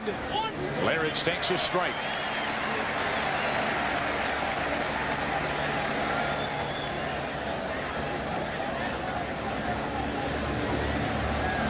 That's what Joe Torre has available.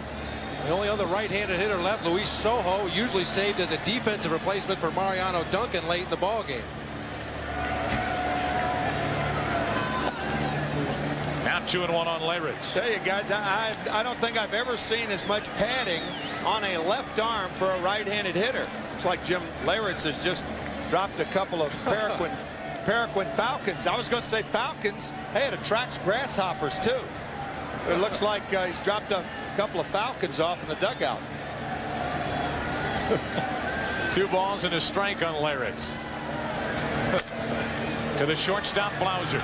Duncan heads to third. He's there with 2 out. So Leyritz can't pick up the hit, pinch hitting. And the inning will continue for Tim Raines. What a gutty performance by David Cone. Bases loaded, 1 out, facing Fred McGriff.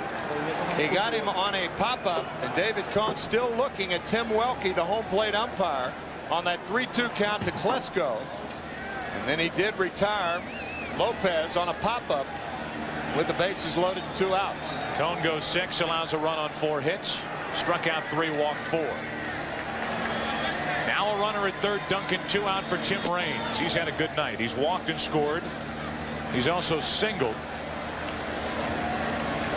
However, on the bases, he's been doubled off first on a fly ball to deep right. And he took a roundabout route to a ball hit by Grissom in that 1-run 6th inning for Atlanta. Way late, 1-1.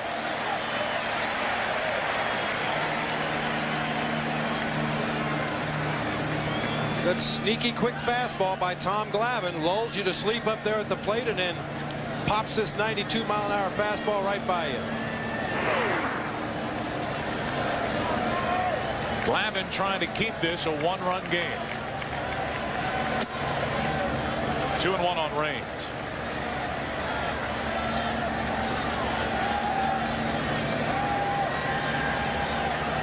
It will be Mariano Rivera on the mound for the Yankees in the bottom of this 7th. And he will be dealing with the bottom 3 in the Atlanta order. To the right side. Lemke there, the flip, the out. And Glavine and the Braves get around a leadoff hit in the 7th. Here comes Mariano Rivera. He'll take over with the Yankees leading by 1. Captain Maloney and the crew. The great shots during tonight's telecast. It's Game 3 from Atlanta. We get into the bottom of the 7th inning. Everybody's had a good stretch. 2-1. The Yankees out in front. Our Aflac trivia question. Hall of Famer was caught stealing to end the 1926 World Series. Babe Ruth. Yankees and Cards were in it. Our Aflac trivia answer: Babe Ruth. Caught stealing to end Game 7 of the 1926 World Series.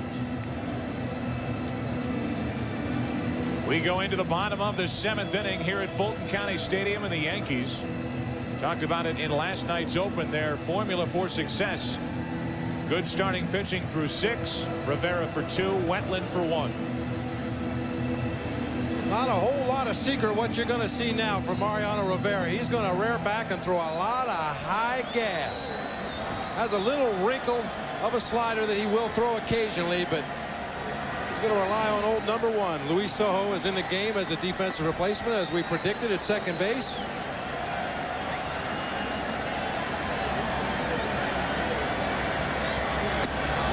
Here's Andrew Jones, and he looks at that good fastball for strike 1. One of the catchers, one of the 2 regular catchers for the Yankees out. That's Jim Leyritz. Joe Torre telling us Luis Sojo will be the emergency 3rd catcher. Something happens to Girardi. Jones pops it up right side. Luis Sojo just into the game. 1 out in the bottom of the 7th.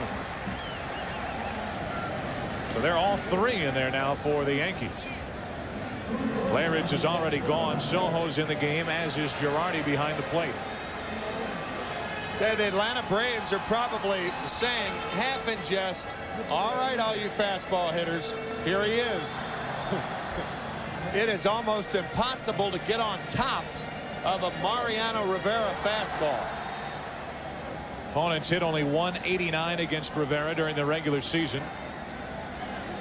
A deal with the number 8 hitter, Jeff Blauser.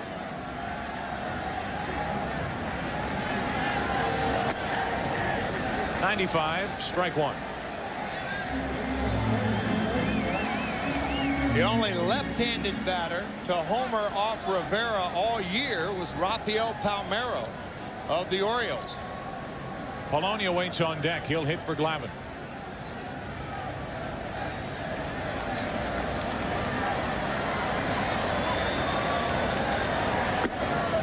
Little high, 1 ball, 1 strike.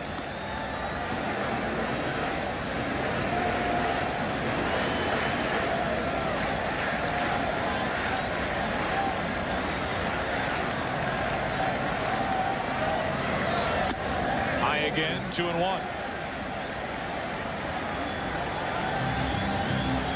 Right-handers hitting only 157 against Rivera.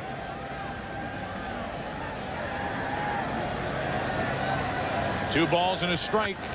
Blauser pops it up right side. Fielder gives it a look. And a play and missed it.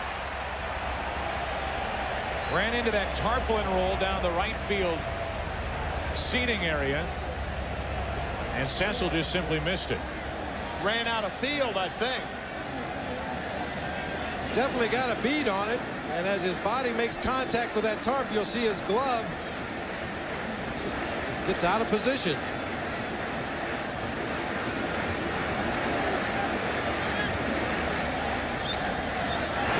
So Fielder back to position. The count 2 balls 2 strikes on Blauser.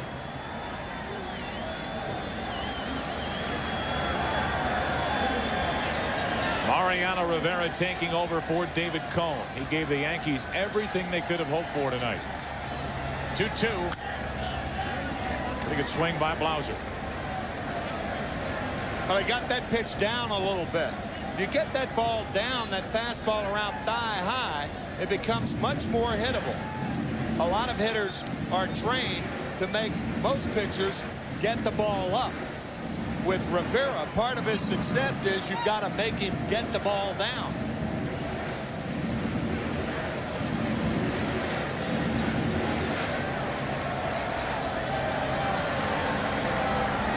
Two balls, 2 strikes on Jeff Blauser. 0 for 2 tonight. 3-2.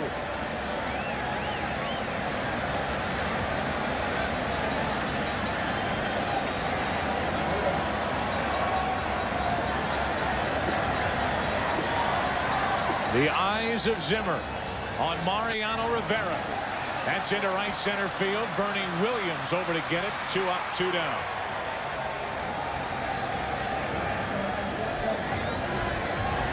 That's one of the amazing things about, along with a lot of other things about Mariano Rivera. After working 112 innings this year, everybody knows he's going to throw a fastball. Everybody knows he's going to throw a hard slider. 130 strikeouts this year, and they still can't catch up to it. At least Mark Wohlers of the Braves, who throws a little harder, does have the splitter. He has other pitches that you have to tune into. But Rivera, for the most part, with a 1-speed pitch. fastball slider. Polonia pinch hitting for Glavine. Glavine was outstanding. Allowed 2 runs on 4 hits. McMichael getting ready. He'll be next. He'll take over in the 8th. 2-0 on Polonia, the former Yankee. Looks like Polonia's up there to try to get a walk.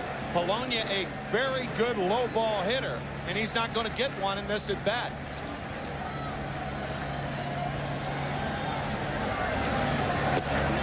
Two and one.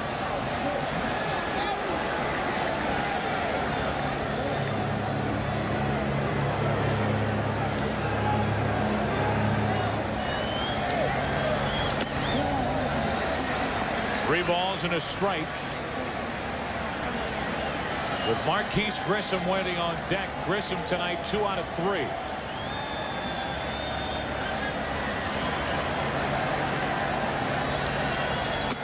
A 2-out walk.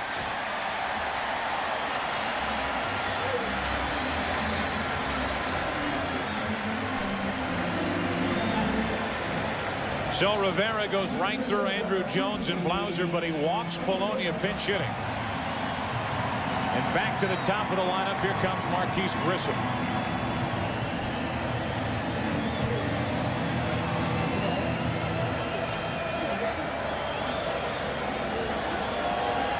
Six out of 13 in this World Series tonight. 2 hits and 3 at bats.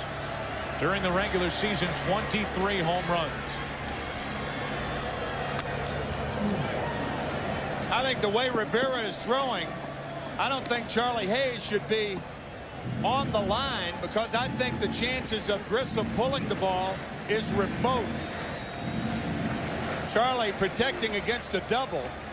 The way Rivera is throwing that high fastball, it might happen, but it's doubtful.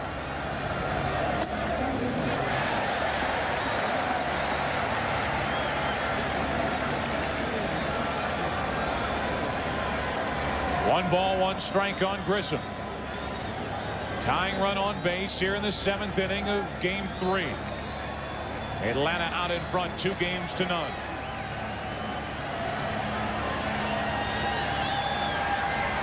Polonia's running. Grissom fouls it back, strike 2.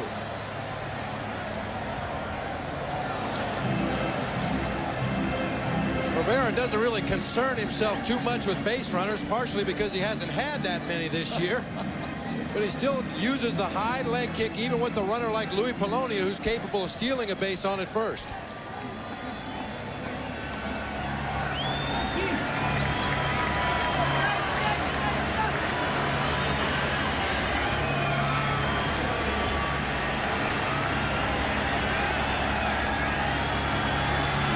Run Polonia at first.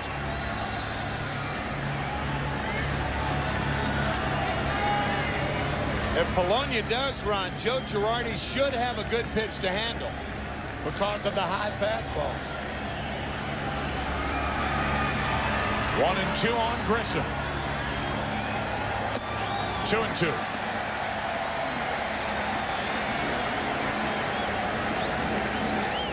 A lot of times you'll see a pitcher go to a slide step with a fast runner, but Rivera stays with the high knee kick, the big delivery to generate that power that he needs to throw that fastball in the high 90s.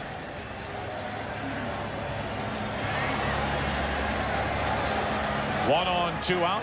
2-2 the count on Grissom. Polonia running again. Girardi's throw. Got it.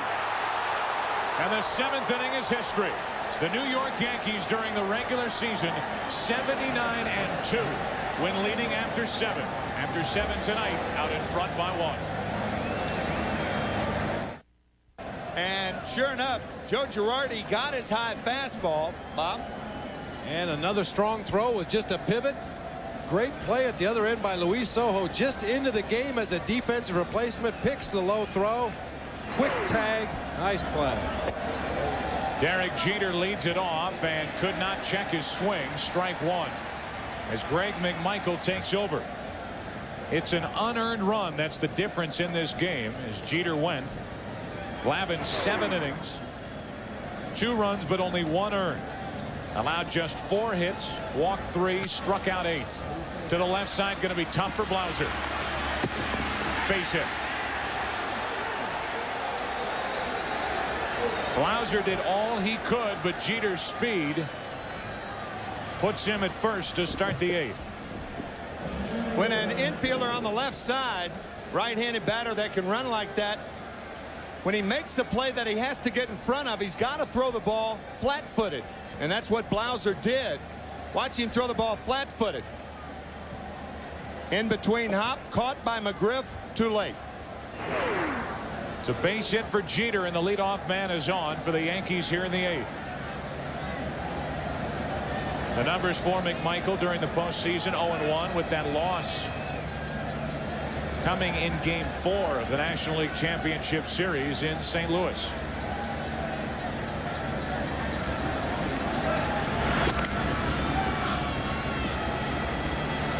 That was a pickoff attempt there, only by the strictest definition. They were hoping to get Bernie Williams to tip off what he was going to do, hopefully get him to show whether he was going to bunt or whether he was going to hit away. No sign by Williams what he's going to do.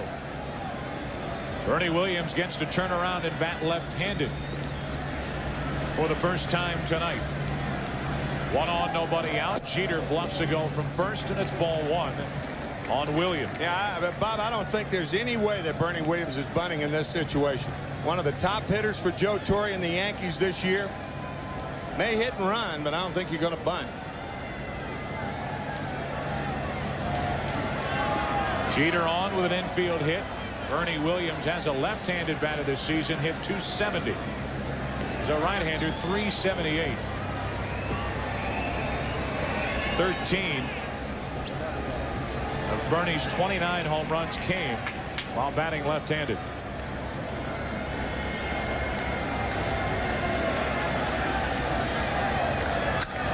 Down the line and right. Goodbye. 4-1 New York here in the 8th.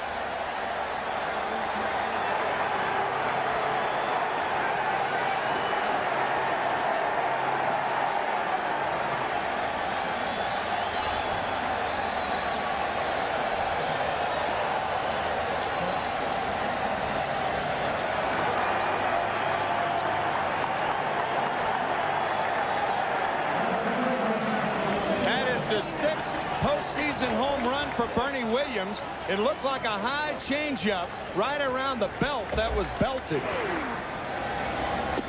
6 home runs in the postseason ties a record set by Bob Robertson in 1971 with the Pirates, and there was no doubt about this one. Of course, Bernie Williams had an extra round to work with to hit the home run. Right. 4-1, the Yankees out in front here in the 8th inning.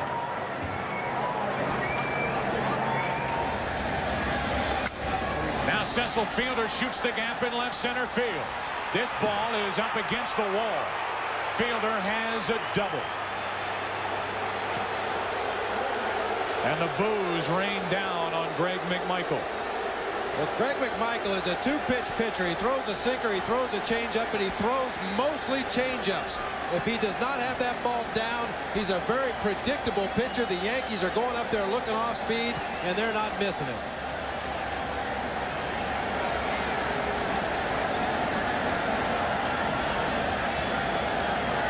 McMichael will hand off to Bobby Cox. And in a series in a postseason that has been dominated by outstanding Atlanta pitching, McMichael has a rough first inning here in the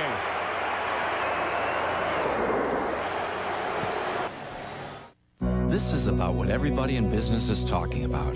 This is about the internet and he leaves here in the 8th inning and gives way to Brad Klontz.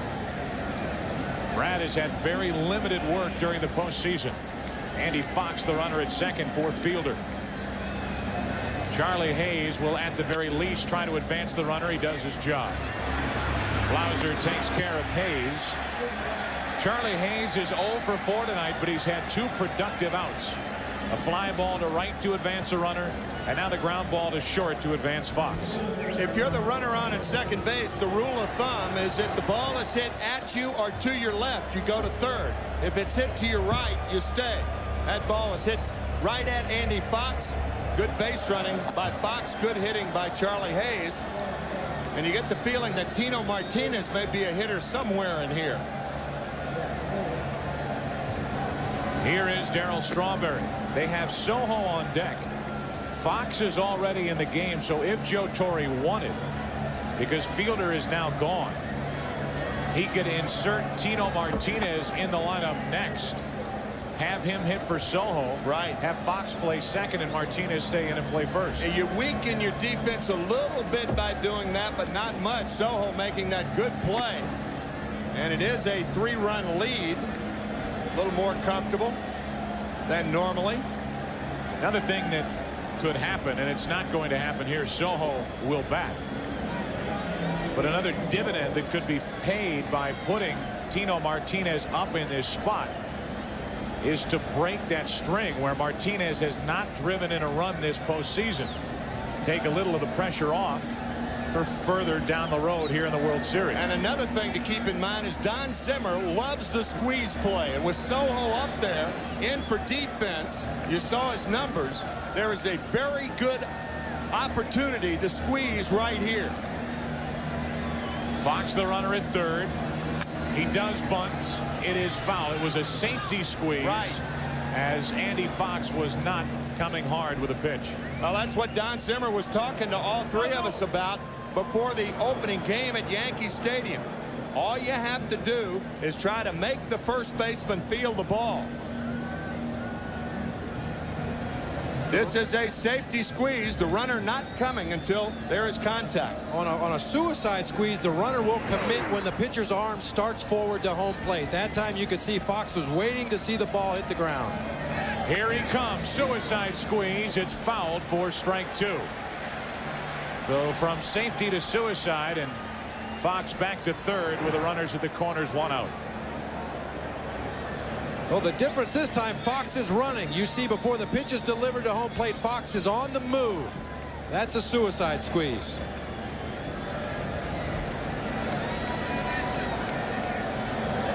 On back-to-back pitches. That's the way Don Zimmer used to manage when he was with the Cubs and guided them to an Eastern Division title in 1989. Guys in the opposing dugout never knew what to expect. Now Soho slaps one through. In to score is Fox, and it's a 5-1 Yankee lead.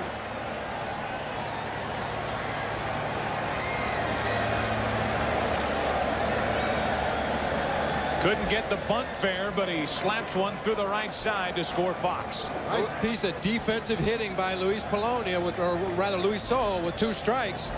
Took a inside-out swing, a sinker on the inside part of the plate, and just fought it off and found that hole on the right side.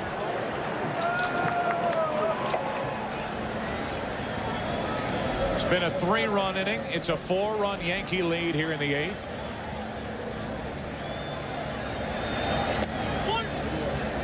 It's 2 on with 1 out, and it's strike 1 on Girardi.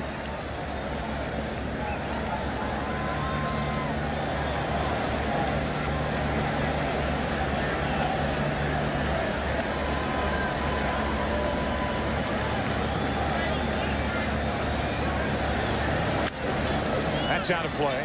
Strike 2. So charge all 3 runs this inning to Greg McMichael.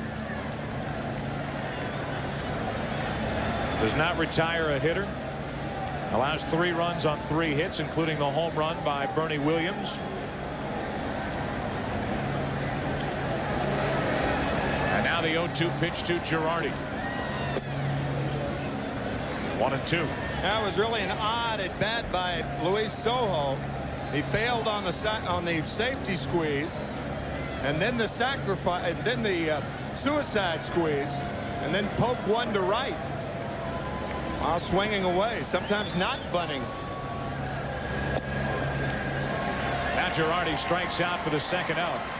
The one thing Soho was at least able to do on the suicide squeeze was get the bat on the ball. Make contact, right. A little smile after an RBI single. Now 2 on 2 out. And Mariano Rivera will get his first big league at bat. And he gets to face a sidearm, sidewinding right-hander. Yum.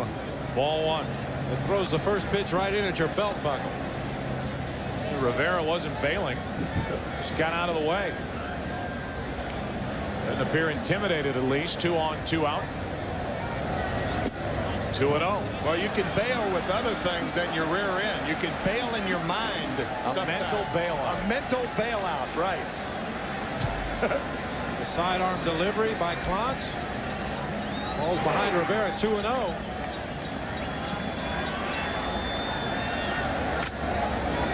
Late cut. 2-1.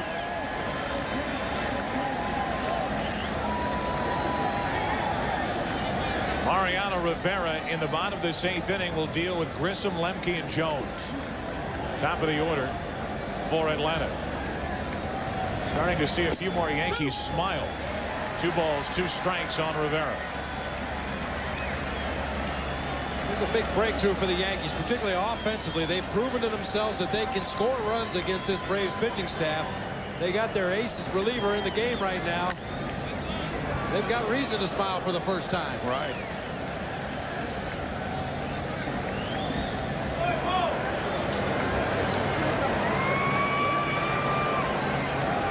Derek just realized the camera was on him.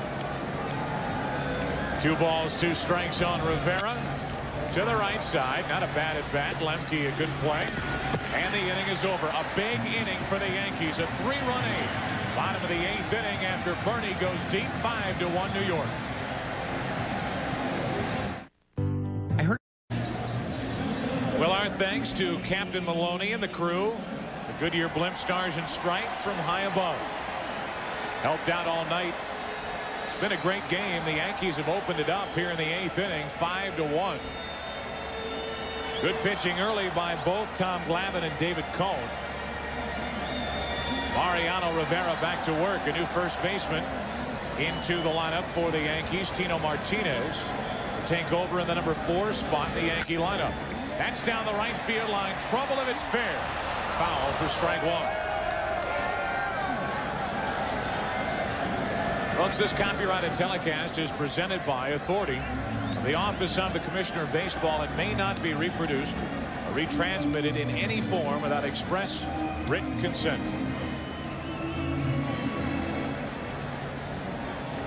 But Selig was just outside our booth before the game. You talk about drawing a crowd.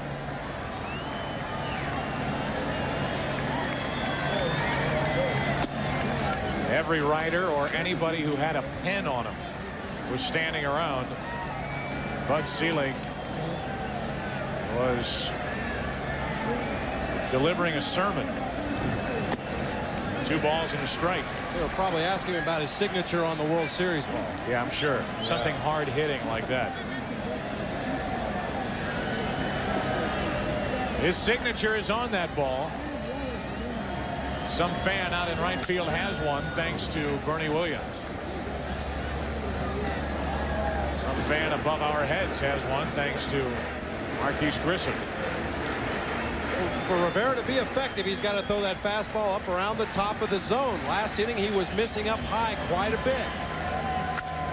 That's well hit into deep right center field. At the track, at the wall, off the wall. At least 3 for Grissom. They circle the bases. Marquise Grissom heading for third, and they'll hold him with a leadoff triple. And he probably would have made it. But when you're trailing by 4 runs, there is no way that Jimmy Williams can take a chance. Darryl Strawberry with that bad right big toe couldn't get over to back up the play. Bernie Williams made a fine effort. Grissom rounds the bag, but is stopped because there's nobody out. Here's Williams off the wall, And the carom takes it way into straightaway center field. By the time Strawberry got to it, Grissom could have made it home. The way I saw it, with nobody out, no reason to take the chance. He had it in his mind as he came into third base. Now Lemke looks at a strike. If a guy's content to get a triple, usually he will break it down and end up standing on the base. He was rounding third, anticipating going home. Now Wetland cranks it up. Runner at third, nobody out. And a 1-1 count on Lemke. Backing up that play, Darryl Strawberry certainly showed the effects of that toe. He thought that ball went over the fence. Bernie Williams didn't realize the ball had stayed in play. 2-1 on Lemke. Talked about Strawberry in game one. Looked very good on that broken toe, but tonight not moving nearly as well as he did in game one. Now Mel Stottlemyre will come out and talk to Rivera, who has not been as sharp tonight as he was in last night's game when he won a perfect inning, striking out one in the 9th inning. Struck out Grissom in that 9th inning. Had a 1-2-3 frame. Joe Torre now has Graham Lloyd joining John Wetland in the bullpen. Chipper Jones, we've mentioned it before. You want to turn him around if possible. Followed by Fred McGriff and Ryan Klesko, two lefties. Really would like to save Wetland to come in and pitch the 9th inning only if possible. Grissom a leadoff triple. Lemke 3-1. Coming up in the bottom of the 9th inning, Tim, Bob, and I will award today's Chevrolet Player of the Game. Chipper Jones waits on deck. And if Lemke can reach, the Braves could have a chance to hop right back into the game. Full count on Lemke. Taking all the way was Mark Lemke.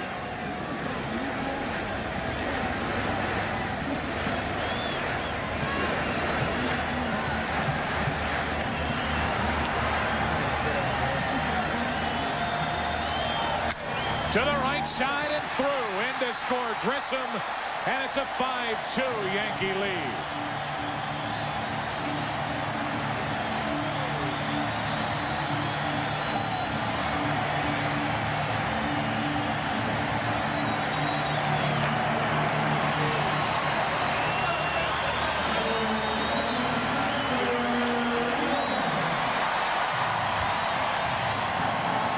Talk through the postseason what a great high ball hitter Mark Lemke is.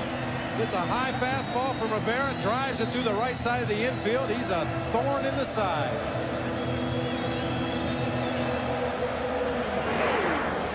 Now Rivera with Lemke at first. Deals with Chipper Jones.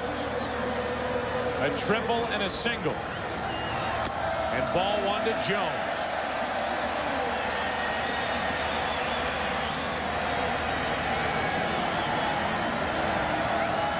A hit and a walk tonight by Lemke, getting ready for Atlanta.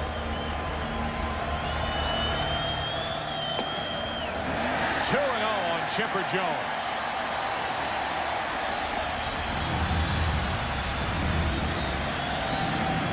Rivera looked in at the home plate umpire, Tim Welke, after he didn't get that call on that 1-0 pitch.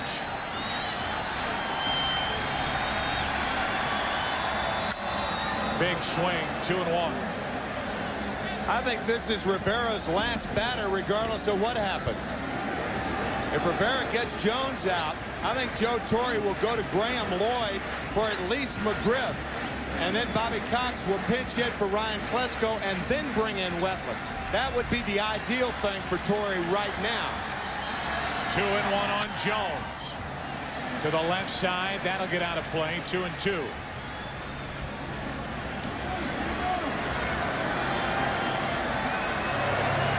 Six strong innings from David Cone. Then Rivera took over last inning. Allowed a 2-out walk, but Poloni was out stealing to end the frame. Now a leadoff triple, an RBI hit by Lemke, and a 2-2 count on Chipper Jones.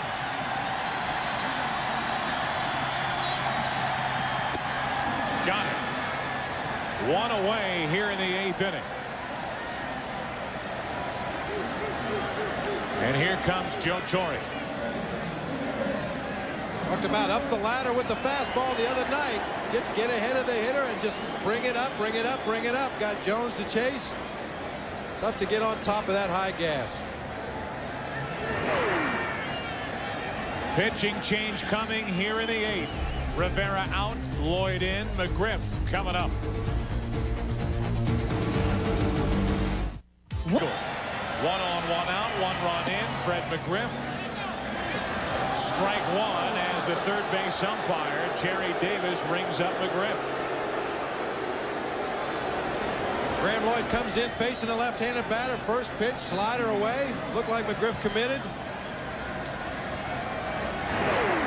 Strike one on McGriff. Lemke at first. 1-1. Don't forget the efforts of David Cone, not only going 6 innings, but when he convinced Joe Torre to leave him in that 1-run 6th inning, it saved Graham Lloyd for the 8th inning. Yeah, good point. And now with a 3-run lead, the Yankees have the luxury of having their one left-hander in their bullpen ready for McGriff and Klesko.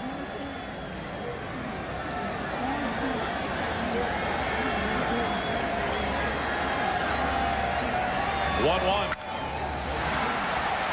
into center field for Bernie Williams. 2 out. Lemke back to first as Lloyd takes care of McGriff. And now he'll face the left-hander Klesko. Now this is kind of a win-win situation for Joe Torre. If Bobby Cox leaves Klesko in there, he'll leave Graham Lloyd in there. If he pinch hits the right-hander, a guy like Jermaine Dye, then Joe Torre would bring in John Wetland. This tells you that Bobby Cox likes his chances better with Klesko against Lloyd than Jermaine Dye against Wetland. You got it, brother. That's a foul ball. Good effort by Girardi. Strike one. Boy, there's a concession right there by Ryan Klesko to the left-handed pitching Graham Lloyd, trying to bunt with 2 outs in the inning and a runner at first base. Look at Girardi jumping out of there. Not really a bad play when you think about it. I mean, the Braves do trail by 3, not 2. If it were 2, it'd be a bad play. But you do have Javier Lopez on deck. 1 run home for Atlanta. They're down by 3. 1 on, 2 out. Strike 2.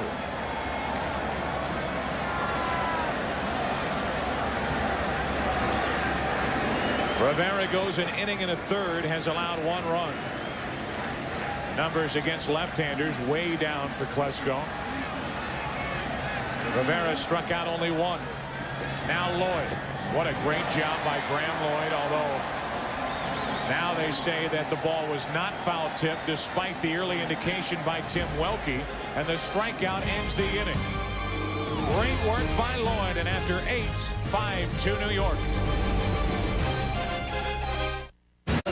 As we get into the 9th inning, time to pass out the thank you notes. The senior coordinating producer of Major League Baseball on Fox. The producer of today's game is John Filippelli.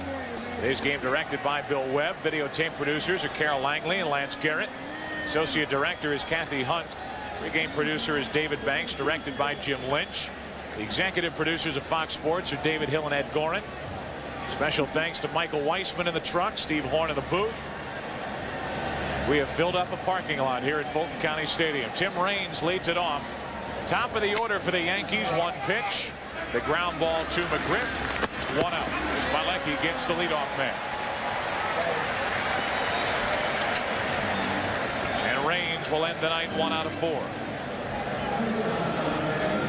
That's a much tougher play than it appears when the first baseman has to throw that ball overhand and hit that pitcher on the run. It's always easier if you can get your momentum going towards the bag and make that underhanded toss. But McGriff, much like an NFL quarterback, threw it right over the bag and let Malecki run into it, just like Cecil did earlier. Yep. Both of it that good short passing game tonight, like Montana. 1 out, nobody on. Derek Jeter looks at ball 1.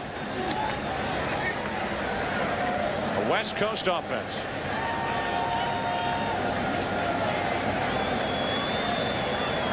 Jeter has a hit. It was his infield hit that started that 3-run rally. In the 8th inning, a hit by Jeter, a 2-run home run by Bernie Williams, the double by Fielder, the ground out to move the runner over, and the RBI hit to the right side by Luis Sojo.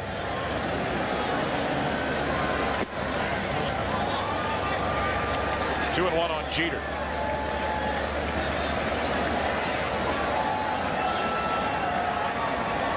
Bernie Williams came into this game 0 for 7. He has a couple of hits. He's scored a couple of runs. He's driven in 3. Tough to keep down. Smoltz kept him down in game 1. Maddox in game 2.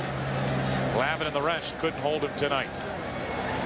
3-1 on Jeter. Another one up and in, and a 1-out walk. It's always tough to hold a hitter down when he gets high changeups, which is what he hit against Greg McMichael, and he hit it a ton to right field. Here is Bernie Williams with a single in the first, reached on an error in the 4th. Fly to the wall and right into the double play. His range was doubled off first, and then hit the 2-run homer in his first at bat, batting left-handed tonight.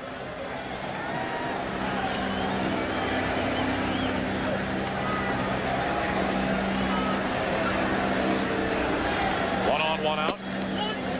So Bernie Williams tonight hit one to the wall batting right-handed. He homered batting left-handed. He's already homered from each side of the plate in 2 postseason games. Only player to do that. Last year and this year. 1 on, 1 out. Check on Jeter, who stole 14 bases during the regular season. Kenny Rogers is on the mound tomorrow night for the Yankees. He will battle with Denny Neagle. He should probably sit down with Graham Lloyd tonight. Yeah. Lloyd's had great success against the Braves left-handed hitters so far in this series. Both last night and tonight. 3 strikeouts of the 4 hitters that he's faced.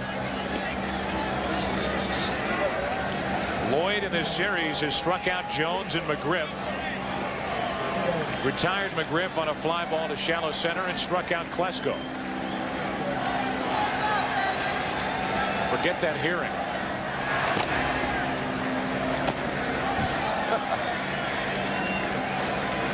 Have a hearing October 28th. Bob Watson, the general manager, got ripped for making the trade, bringing Graham Lloyd from the Brewers to the Yankees. You can already tell the Yankees will rely heavily on Graham Lloyd in this series. They have in the last couple of games. Well, the big question with Graham Lloyd was his ability to throw the breaking ball, and I think he's proven in the last couple of games that he can throw that breaking ball effectively. Sinker, slider, bone chips. Sinker, slider, bone chip. 1-2 the count on Bernie Williams. Right down the middle, struck him out. A ground out, a walk, a strikeout, and with 2 out. Batter will be Martinez as Malecki got the fastball by him. You had to catch Bernie Williams guessing right here because this is way too good a pitch. Catches a lot of plate there. With 2 strikes, got to be a little more defensive at the plate. Sometimes those scouting reports work the other way. They get you thinking too much about split finger fastballs, and you end up taking pitches you normally would hit.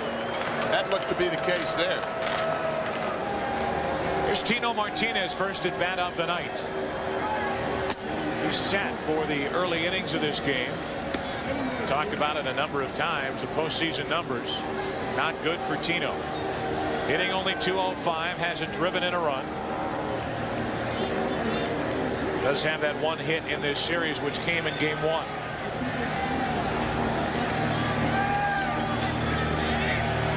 Jeter at first, 2 out. Braves thinking Jeter may run. It's 2-0 now on Martinez, and now Jeter may run. You You don't like to put your pitcher in a 2-0 hole, but apparently Bobby Cox saw something either from Derek Jeter or from the signs that made him think that they were going to try to run right there. Not going, and 3-0 on Martinez. More often than not, a runner will tip when he's going to run. He'll do something different. Often they're too lackadaisical over there. That's one of the biggest signs a guy's going to run, when he tries to tell you that he's not going to run. Caught the corner, 3-1 on Martinez. Now, I don't think this is a running situation. A lot of managers do. But with the count 3-1, you don't want the distraction of the guy running. You want a power hitter like Martinez to choose a certain pitch and drill it. Check on Jeter at first with 2 out. Dino Martinez coming off the bench tonight, probably will do the same tomorrow night as Denny Nagel is on the mound for Atlanta. Cecil Fielder had a strong effort here tonight, both at the plate and in the field. Jeter running on ball 4, and it's 2 on 2 out here in the ninth. 2 walks in the inning by Bilecki. Well, the Yankee offense. Despierta, despierta. Despierta, despierta. They woke up. We were talking about it and kidding about it in the opening. That is the Spanish meaning of wake up. Telling the story about Luis Polonia talking to the Braves bats before Game 5 against the Cardinals, when the Braves were leading or trailing 3-1. And boy, did they ever wake up, and the Yankee bats have awoken this evening.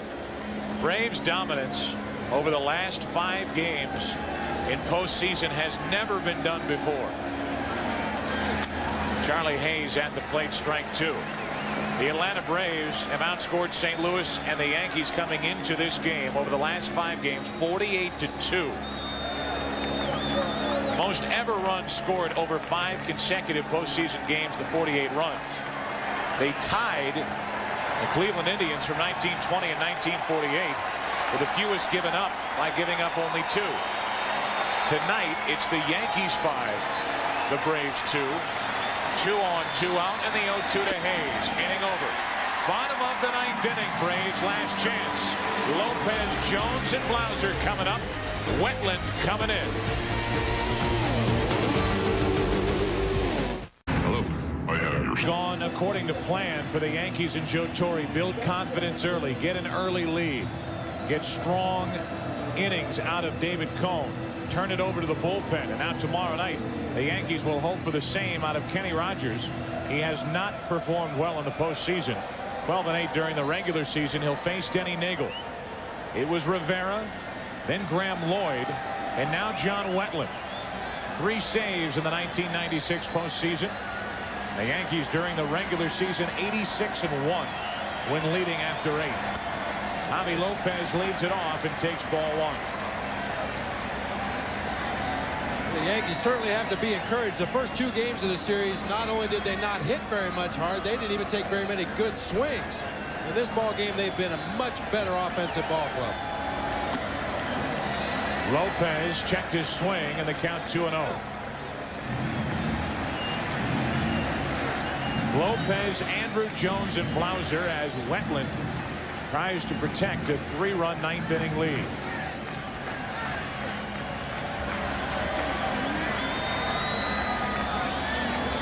Wetland with 43 saves on the year, but few were easy. He can have some adventurous 9th innings. Right down the middle, 2-1. He's wearing that sweatband with a bill out there. That's his lucky cap he's worn all year long. You see the logo on the side. He refused to wear the new hats with the logo. He said, if you want me to wear the logo, sew it on my old hat. New logo, old hat. That's right. Lopez pops it foul. But that needle didn't enjoy going into that hat. Woo. Send that thing. They won't send it to Cooperstown after this series. They'll send it to the Smithsonian or to the cleaners. See, when you see all that stuff up there, you know it's an old hat. See all that stuff right up in there? That's an old hat right there. Sweat marks. 2 balls, 2 strikes. Hard hit. Jeter can't handle it. And the leadoff man is on.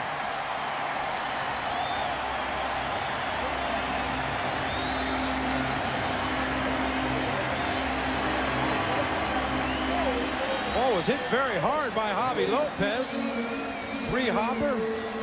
This misplayed by Derek Jeter hits him on the heel of the glove, and at this point I still think he had a shot to get Javi Lopez at first base, but elected to hang on to the ball. It's an error to start the 9th inning. One more base runner and the Braves will have the tying run to the plate. It's 5-2 Yankees, bottom of the 9th inning. Andrew Jones.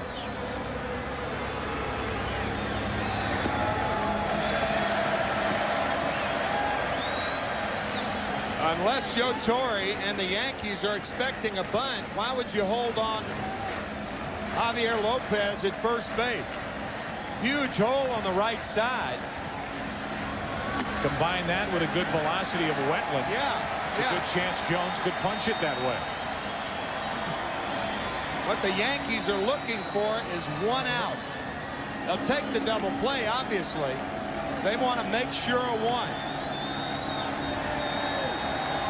Leadoff man is on for the Braves. And it's a 2-1 count on Andrew Jones.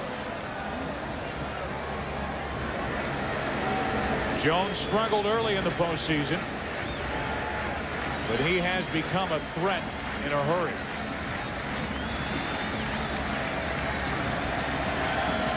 One on, nobody out. 2-2.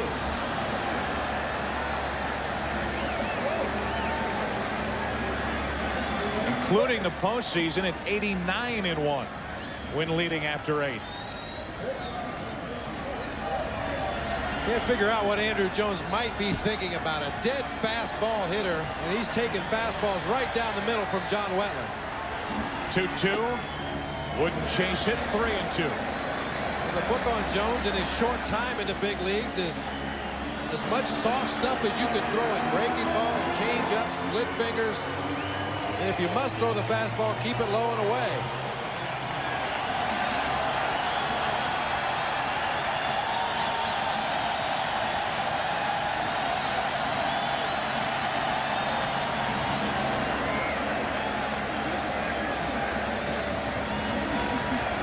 It's a more Andrew Jones-like cut right there. David Cone, the starter for the Yankees, went 6 strong innings. Got out of a bases-loaded jam in his final frame. 1 run on 4 hits. Back to watch the 9th. 1 on, nobody out. And the count holds at 3-2 on Andrew Jones.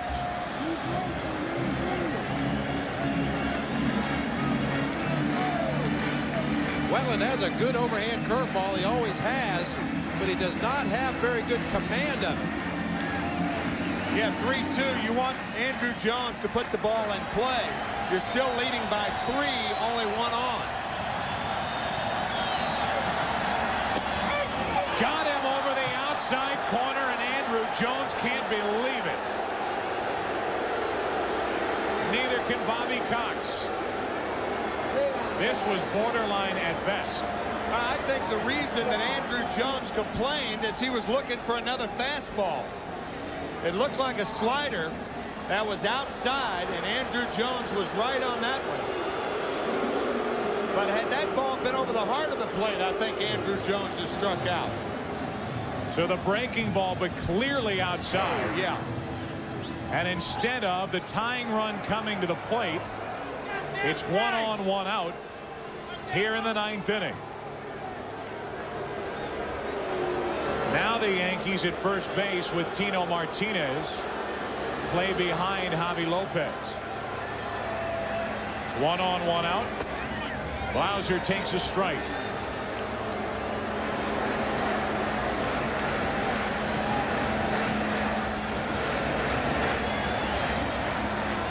Talked about it earlier. The strike zone is key with a guy like Glavine. Wouldn't you know it, the strike zone and the width of it comes into play with Wetland in the 9th inning. And a 1-ball, 1-strike count on Blauser. And the height of it came into play with David Cone pitching when the Yankee bench complained. On the 3-2 pitch to Ryan Klesko with the bases loaded and 2 outs.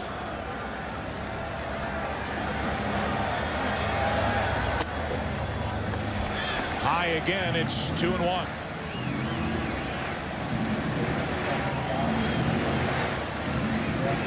Really have to credit Andrew Jones. He's up in a tight spot. He's not up there flailing away. Took a borderline pitch that appeared outside. Called out for the first out. Now a 2-2 count on Blauser.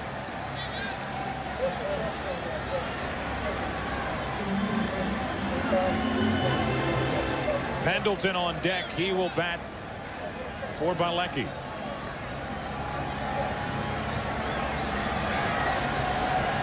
One on, one out. 2-2 pitch. 2 out.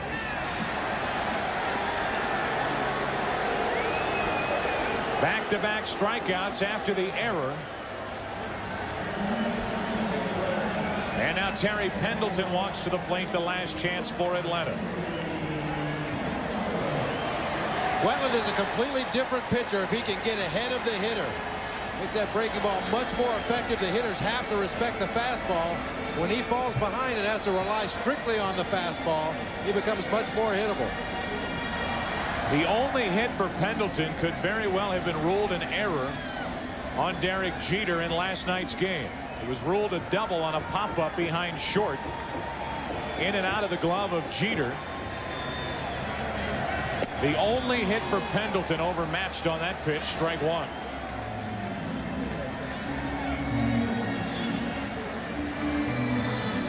Terry, a big swing with only 1 on and his team down by 3.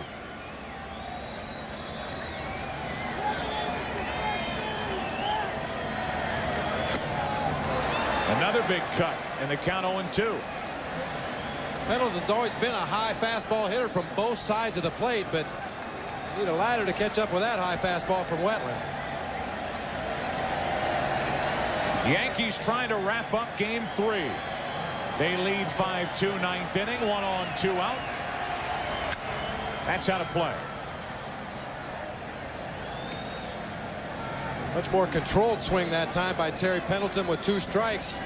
With John Wetland supplying the power, that's the kind of swing you need to take on every pitch.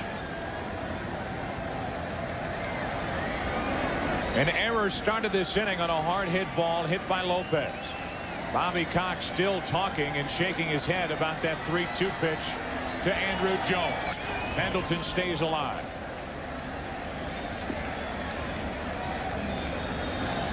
If the game continues, Grissom would be up with a chance to tie it with a long ball.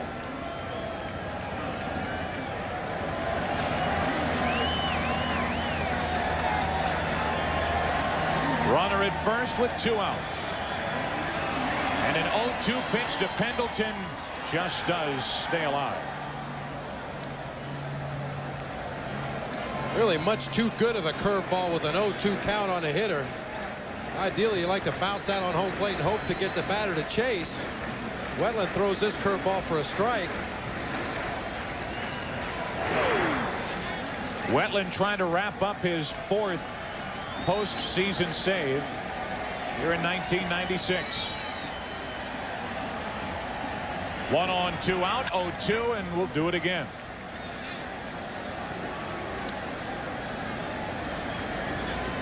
If it stays as is, David Cone will win his first postseason start this season.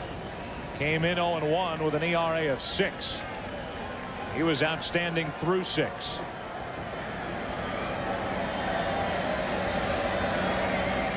Pendleton fell behind quickly 0-2. He's had a good at bat. Battling Wetland. To the right side, Soho.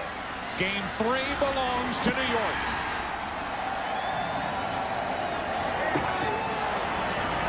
Wetland wraps it up. David Cone started it. The offense supplied by Bernie Williams with help from others, and a 5-2 New York win in game 3.